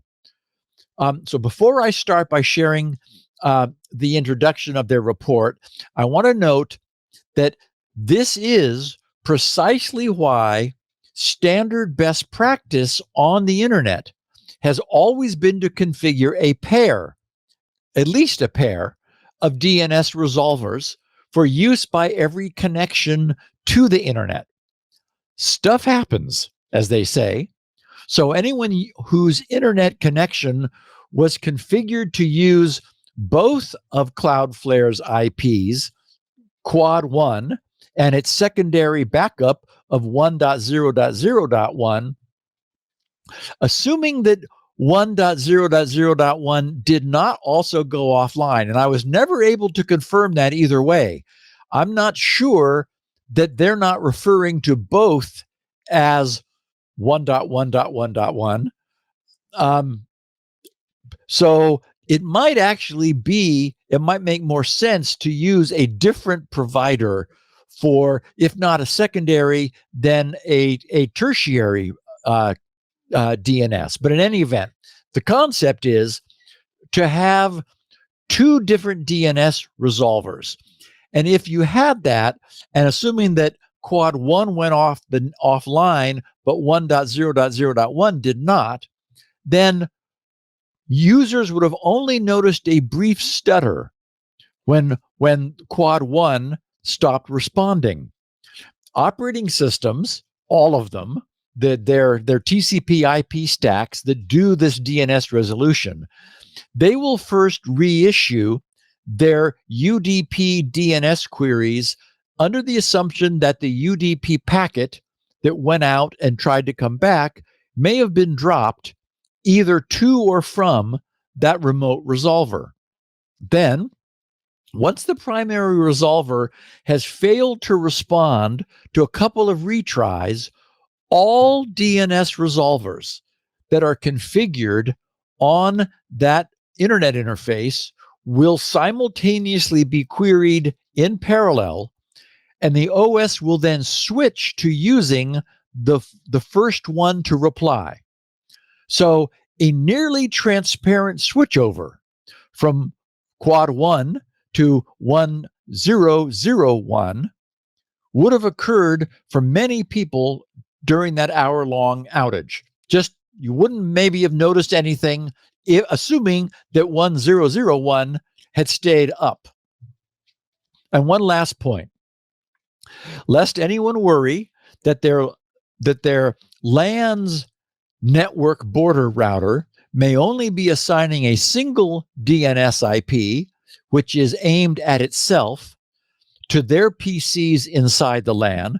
This is a common configuration, and it should not be any cause for concern. In these scenarios, the LAN's router is serving as the proxy for the public-facing DNS resolvers and is using DHCP, Dynamic Host Configuration Protocol, to configure the client machines on its LAN to ask it for any of their DNS resolution needs, and then it will in turn forward those DNS queries to one or more of its configured public resolvers, which are in turn often configured and provided by the connection's ISP, using also DHCP on the WAN side interface.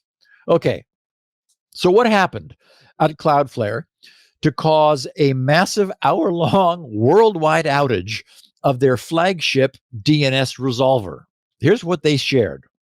They wrote, on July 14th, 2025, Cloudflare made a change to our service topologies that caused an outage for 1.1.1.1. I can't help myself saying it. Quad 1 on the edge, resulting in downtime for 62 minutes for customers using the Quad 1 public DNS resolver, as well as intermittent degradation of service for gateway DNS.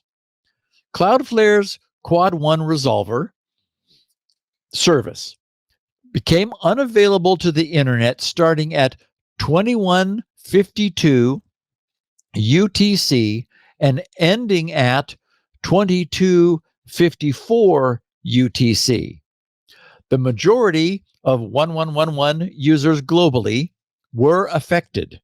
For many users, not being able to resolve names using 1.1.1.1 resolver meant that basically all internet services were unavailable. This outage can be observed on Cloudflare Radar. Okay, now I'm going to pause here because this radar page of theirs is very cool. I have its link in the show notes, and I've also made it this week's GRC shortcut. So you can just go to grc.sc/1035. grc.sc/today's episode number 1035, or click the link in the show notes, and that just bounces you to the same place. Anyone who is interested in DNS at scale will find this page very interesting. For example, the second chart shows the overall usage ratios of the 4 DNS protocols for their Quad 1 resolver. I wouldn't have thought this at all. I know. So, Wow. yeah, traditional DNS over UDP currently commands an 86% share. In a very distant second place is DOT at 7.1%, then DOH at 4.7%, and plain unencrypted TCP at 2.2%. Huh. Now, although modern browsers have settled upon using DOH for their use of privacy-enforcing DNS, when Android devices are configured to use private DNS with Cloudflare's, that's DOT, or actually any private DNS. The various private DNSs that Android devices can be configured for are DOT by default.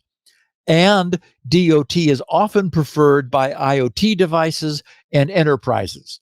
So that's why it's in second place, although, wow, a very distant second place, at 7.1%. And of course, the reason is DNS has always been UDP. So it still holds its, a grip on 86% of all DNS resolutions. Another interesting data point is that Cloudflare's Quad 1 resolver receives 62.6%, so just shy of 2/3 of its requests for IPv4 addresses, whereas queries for IPv6 addresses make up 18.8%, or so IPv6 requests is nearly 1/5 of the total, whereas IPv4 is 2/3. So yes, it's clear that IPv4 still rules, although, less than I would have thought, to be honest. Yeah. Yeah, exactly. 20, for 20%, nearly 20%, 18.8% to be IPv6, that's still pretty good. Yeah. I mean, obviously people are using 1111 are more sophisticated than a normal user, right? Yeah. Or they have somebody fancy in the house. They've deliberately chosen that. Right. Because it's not their ISP's DNS. I would suspect fewer than 1% of all internet users use a custom DNS. Yes. Yeah. It's just, look, it works. And it's, it's going to go to their ISP, who's rubbing their hands together because they're getting all of the DNS lookups. So I'll note that the DNS benchmark tends to favor resolvers having IPv6 addresses, meaning that it the GRC's DNS benchmark, which now supports all of those protocols, IPv4, IPv6, DOT, and DOH, consistently finds that resolvers with IPv6 addresses respond slightly faster than resolvers addressed with IPv4. And Cloudflare does have a similar pair of IPv6 resolvers, but my God, Leo, the IP is just from hell. I mean, it's like, well, all the IPv6s, yeah. And so it's not fun to say or fun to type, but once you do it, you end up with slightly faster DNS. So anyway, lots of interesting stuff on that page. I commend it to anybody who's interested. So let's continue with Cloudflare's explanation of who tripped over what cord at headquarters. They wrote, the outage occurred because of a misconfiguration of legacy systems used to maintain the infrastructure that advertises, and this is weird jargon that BGP uses, so I'll explain this in a minute, that advertises Cloudflare's IP addresses to the internet. This was a global outage. During the outage, Cloudflare's 1.1.1.1 resolver was unavailable worldwide. Wow. I know. It's breathtaking. We're very sorry for this outage, they wrote, period. The root cause was an internal configuration error and not the result of an attack or a BGP hijack. In this blog, we're going to talk about what the failure was, why it occurred, and what we're doing to make sure this doesn't happen again. They wrote, Cloudflare introduced the Quad 1 public DNS resolver service in 2018. So that's interesting to know. It is 7 years ago. Since the announcement, Quad 1 has become one of the most popular DNS resolver IP addresses, and it is free for anyone to use. And yeah, like, why wouldn't you use it? I mean, it is often faster. Actually, I wonder if it's never not faster, which would be to say as always faster than the ISP.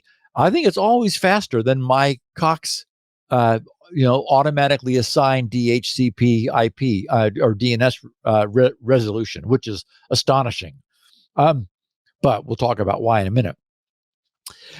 They wrote, almost all of Cloudflare's services are made available to the internet using a routing method known as Anycast, a well-known technique intended to allow traffic for popular services to be served in many different locations, or it should say served from many different locations across the internet, increasing capacity and performance. This is the best way to ensure we can globally manage our traffic, but also means that problems with the advertisement of this address space can result in a global outage. Okay, so let's talk about, let me take a break here and talk about Anycast for a second. Several weeks ago, we mentioned that the European Union had introduced a set of its own DNS resolution services for its EU member citizens. I immediately added all of their DNS, IP, DOT, and DOH addresses to GRC's default list of resolvers for the benchmark. And I remembered mentioning on the podcast that I was quite a bit put off by their sluggish performance. In retrospect, this was to be expected, since the benchmark was actually communicating with DNS resolvers operated by Whalebone and located in the Czech Republic. And while that might be right around the corner for users in the EU, it's on the far side of undersea cables and many router hops from my location in Southern California. I confirmed subsequently with many of our EU located DNS benchmark pre-release testers that these same DNS for EU resolvers operate quite acceptably well for anyone who is located near them. In other words, for those DNS for EU resolvers, their actual real-world performance will be a direct function of how far away the client is from the location of those physical servers whose IP addresses the client is accessing. These resolvers have so-called unicast IP addresses, where traffic addressed to those addresses will be routed across the internet to wherever it is they're located, wherever their servers are. And this is completely fine for EU citizens, since those servers will be close by. And the EU certainly doesn't wish to expend their resources arranging to make their DNS for EU fast for me in the United States. That's not a priority for them. Okay, so what's different about Cloudflare and their Quad 1 IP?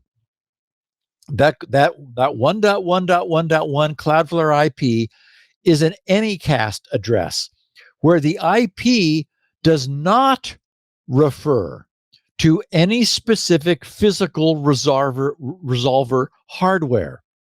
So any traffic addressed to that IP is not routed to some resolver located at a specific location. Instead, Anycast addresses will automatically route to the closest Cloudflare data center. This means that whereas the performance of the DNS for EU IPs is determined by the client's location and their distance from the EU, Cloudflare, being a major global network provider, will have a data center that's close to everyone. And that single ubiquitous quad 1 IP will automatically cause any client's DNS lookup traffic to be routed to that closest data center for its resolution. It's an extremely slick system. I mean, it's the way CDNs operate, and it explains how Cloudflare is able to offer their super high performance DNS services from a single universal IP, no matter where its clients may be located.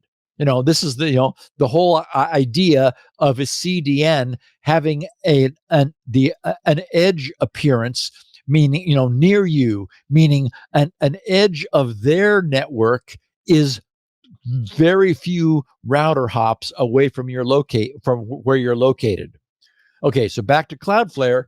They wrote, Cloudflare announces these Anycast routes to the internet in order for traffic to those addresses to be delivered to a Cloudflare data center, providing services from many different places. Most Cloudflare services are provided globally, like the 1.1.1.1 public DNS resolver, but a subset of services are specifically constrained to particular regions. These services are part of our data localization suite, which allows customers to configure Cloudflare in a variety of ways to meet their compliance needs across different countries and regions. One of the ways in which Cloudflare manages these different requirements is to make sure the right services IP addresses are internet reachable only where they need to be, so your traffic is handled correctly worldwide. A particular service has a matching service topology. That is, traffic for a service should only be routed to a particular set of locations. Now, Leo, they just said that they're talking about data localization suite and services only being available within specific locations, which sounds suspiciously like this large collection of domains that dropped off the net for the UK at exactly the same time of this outage. Oh, very clever. Isn't that interesting? All right, we're going to pause right here for just a bit. Stay tuned. More Security Now still to come. All right, back to the show. Steve? So they wrote, on June 6th, during a release to prepare a service topology for a future DLS service, a configuration error was introduced. Get this. The prefixes associated with the Quad 1 resolver service were inadvertently included alongside the prefixes that were intended for the new DLS service.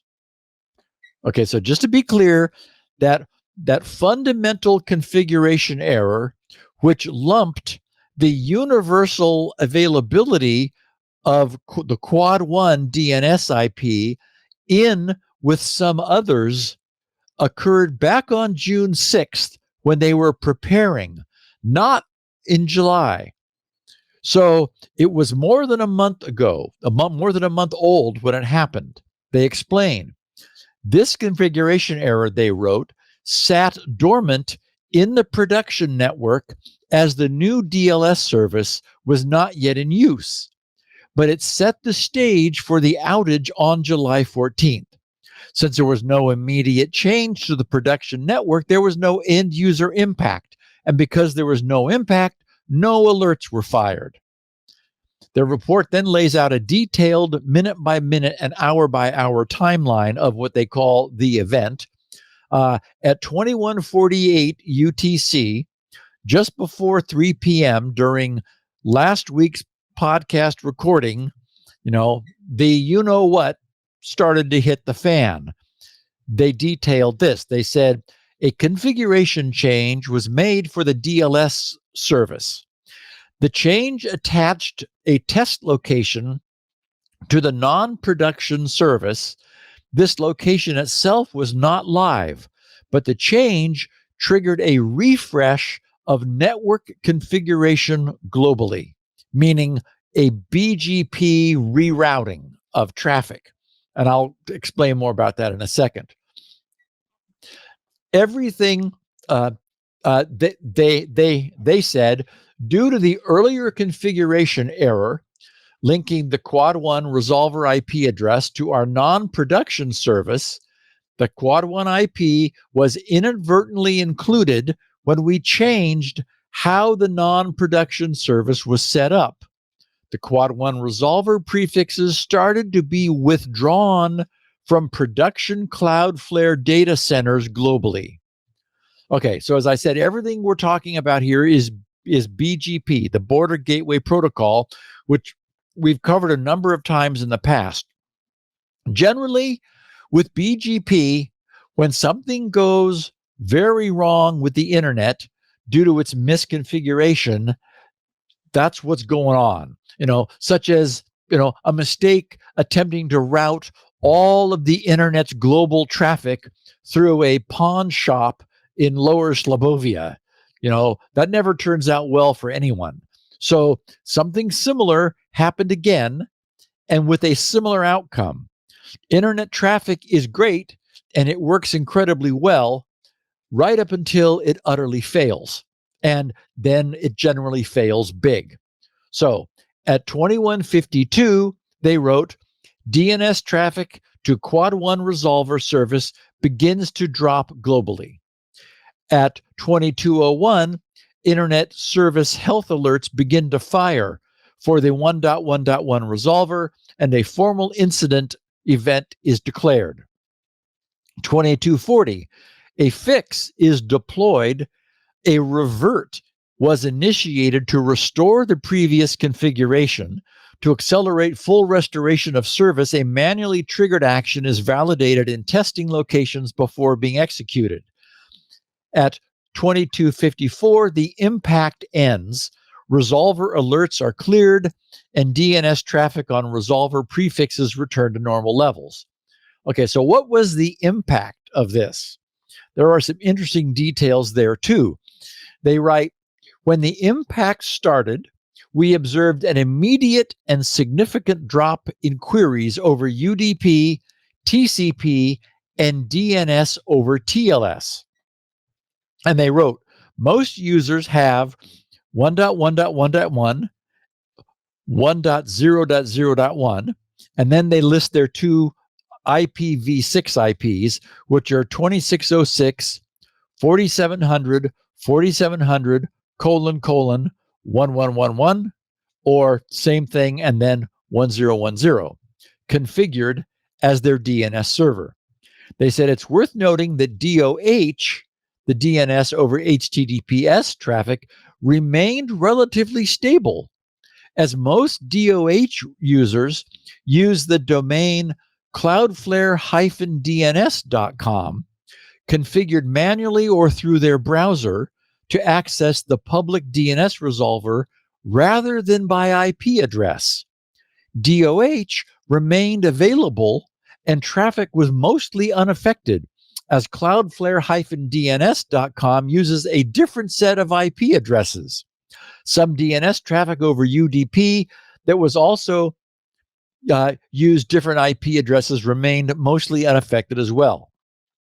They said as the corresponding prefixes, meaning BGP routing prefixes, were withdrawn, no traffic sent to those addresses could reach Cloudflare. As we can see this, they said, in the timeline for the BGP announcements. And it's lower down on that same radar page I talked to before. You see a spike in traffic where the withdrawals happen, and then an hour goes by and another spike when the announcements, when the proper prefixes are being re-announced. So the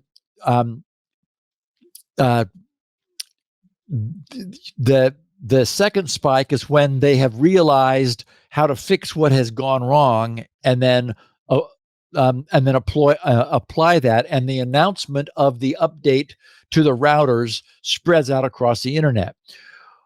One last bit of interesting charting that they provide, I thought was very cool. It's shown as a green chart down at the bottom of the radar.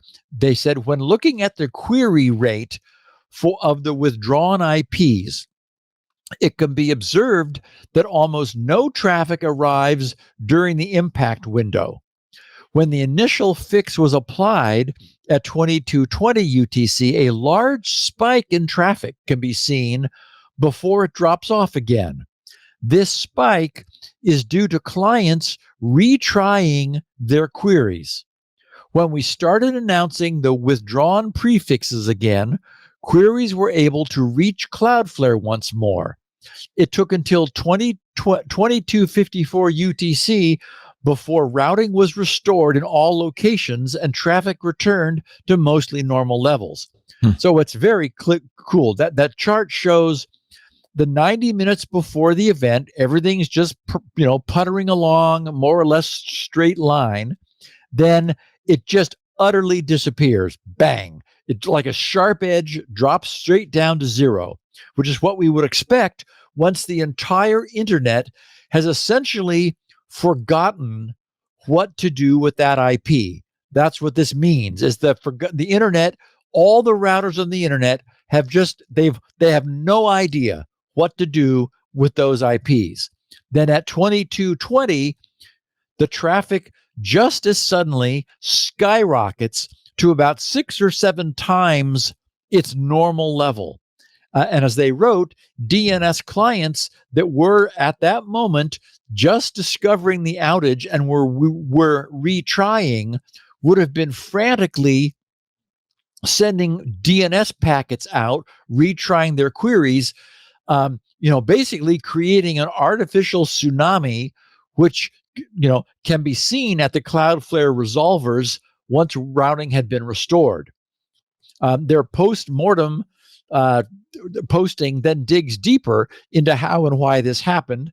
I'll share one paragraph of it and see if this doesn't sound hauntingly familiar to what we heard CrowdStrike explain almost exactly 1 year ago, last July, after they caused the crash of 8.5 million Windows machines.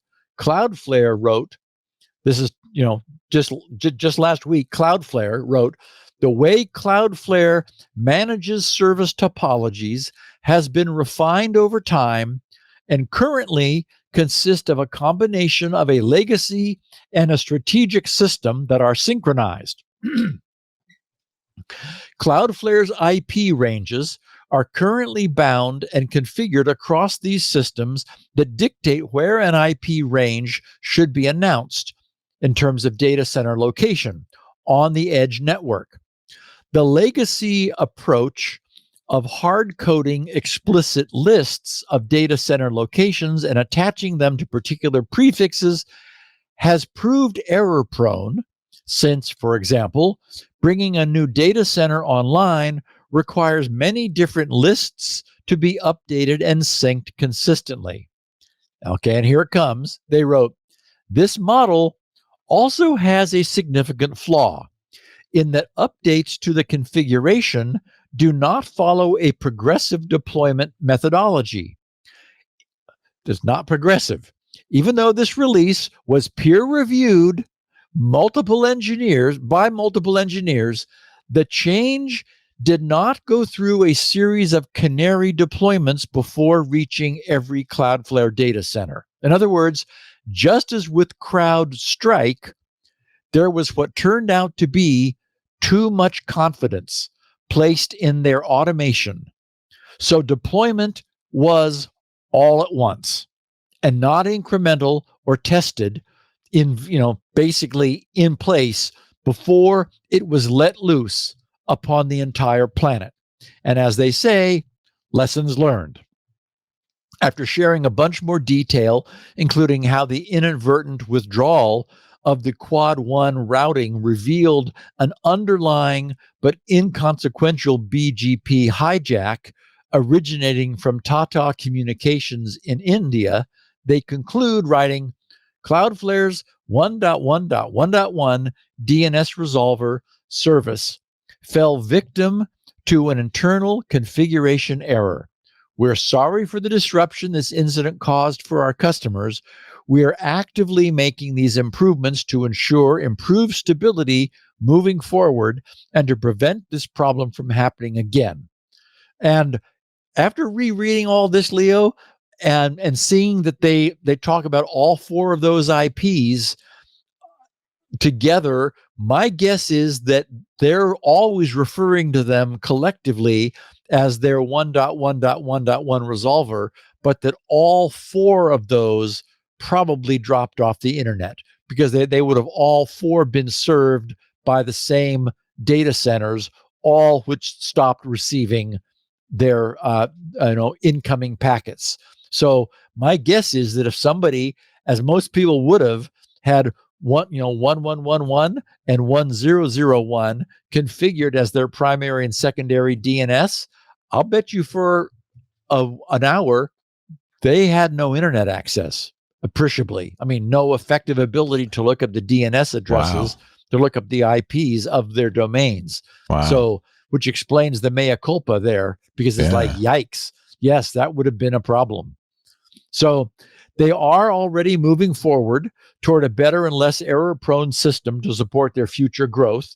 If nothing else, this mishap, much as it showed CrowdStrike a year ago, showed them the value of the planning that they have been undertaking and deploying, and that they're making a necessary and important investment. I've got all the links to the original report and the Cloud Radar graphs at the end of the show notes for anyone who's interested. And boy, if you were wondering, if you were, as I imagine our listeners probably were, 1111 and 1001, now you know what happened. Just shows how dependent on a DNS resolver we are. I mean, completely. I mean, it is so crucial to the operation of all of the services that we now just take for granted on the internet. So where do we stand on the DNS Benchmark Pro? That last feature I mentioned is finished. The ability to do a large, huge wholesale an analysis of filtering against domains. The benchmark that's really useful. I'm glad you're adding that. I mean, adding features is a way to slow it down, but that's a good one. I think that's a very useful one. I just think it really does make sense to be able to quickly see that with any domain name you want. So you just put test domains in, and it'll quickly, what I can't see is very important. It'll show you what and confirm that your resolver is filtering what you would hope it would be. Yeah, because good point.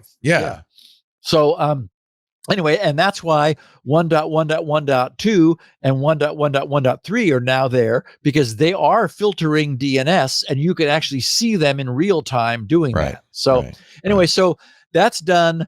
I got a little sidelined on throttling, because it turns out that this thing is so busy. It's got so much juggling at the same time that throttling with the number of outstanding queries is tricky, because I'm also checking like the DNS for EU resolvers, and from where I am, they're very slow. So I don't want to. So that means that suddenly a lot of queries are outstanding, and it tends to stall the benchmark. So I'm just in the process. When I stopped working on it Saturday night to begin working on the podcast Sunday morning, I was in the process of coming up with a system which will age the queries that are outstanding and only throttle if they are younger than a cutoff, so that I won't get penalized for resolvers that are taking much longer to reply. Anyway, the end user sees none of that. They just go, "Well, look, it works."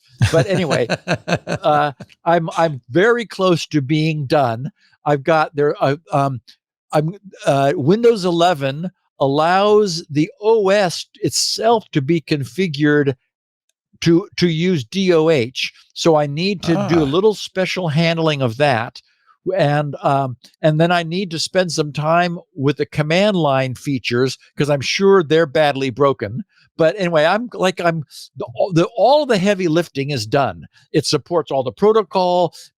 People test every time I do a release. People write back and go, well, this just works. And it's been working for like the last 12 releases. So it's like, okay, I'm sure I'll break something. So anyway, we're getting close. You're having fun. That's the most important part. I'm having fun, and I'm going to create a next generation, very useful benchmark. Nice.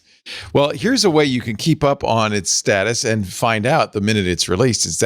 Go to grc.com/email. That does two things. One, you can submit your email address so that Steve can whitelist you, so you can send him comments, suggestions, pictures for the picture of the week, that kind of thing.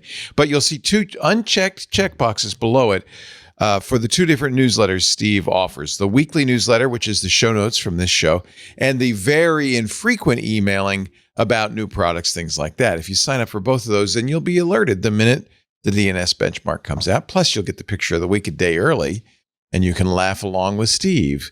That's just one of the many things you could do at grc.com. He is, of course, his bread and butter. He's the creator of SpinRite, the world's finest mass storage, maintenance, recovery, and performance-enhancing utility.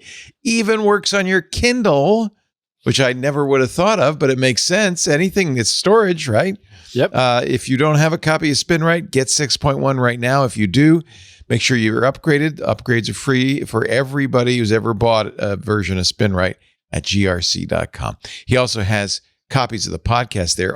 He's got unique copies. We don't do any of the forms he does now. He has a 16 kilobit audio version for the bandwidth impaired, a 64 kilobit for those of you who just want the audio in a good quality without a lot of fuss. He also has show notes, which you can, if you don't subscribe to the newsletter, download from there. That's great to read along while you're listening. He also has transcripts written by an actual human, Elaine Ferris. So in a couple of days after the show comes out, you'll be able to get that. And that you can read along while you listen, but it also makes it a great way to search for the stuff you want. All of that is at grc.com. At twit.tv/SN, we have audio, 128 kilobit audio, and video of the show. You can find that there. Download it at your leisure. You can also get it on YouTube. There's a YouTube channel dedicated to it that we keep for a very special reason. It's a great way to share clips of the show because everybody has access.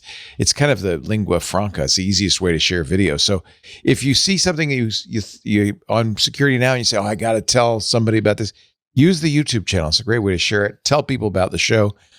Easiest way to get the show, probably subscribe in your favorite podcast client. That way you don't even have to think about it. You'll get it automatically as soon as the show's done. Audio or video, again, whatever you prefer, Pocket Cast, Apple's podcasts. There's all sorts of places to get it.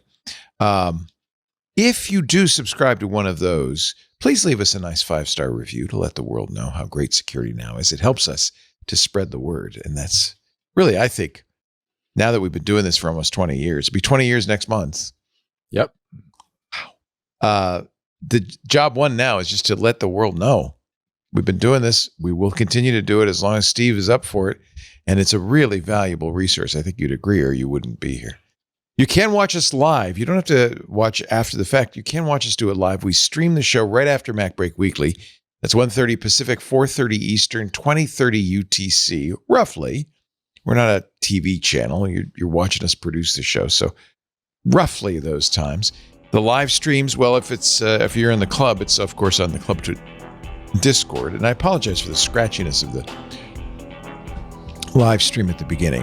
Sometimes that happens. We fix it as quickly as we can. There's also YouTube, Twitch, TikTok, Facebook, LinkedIn, X.com, and Kick.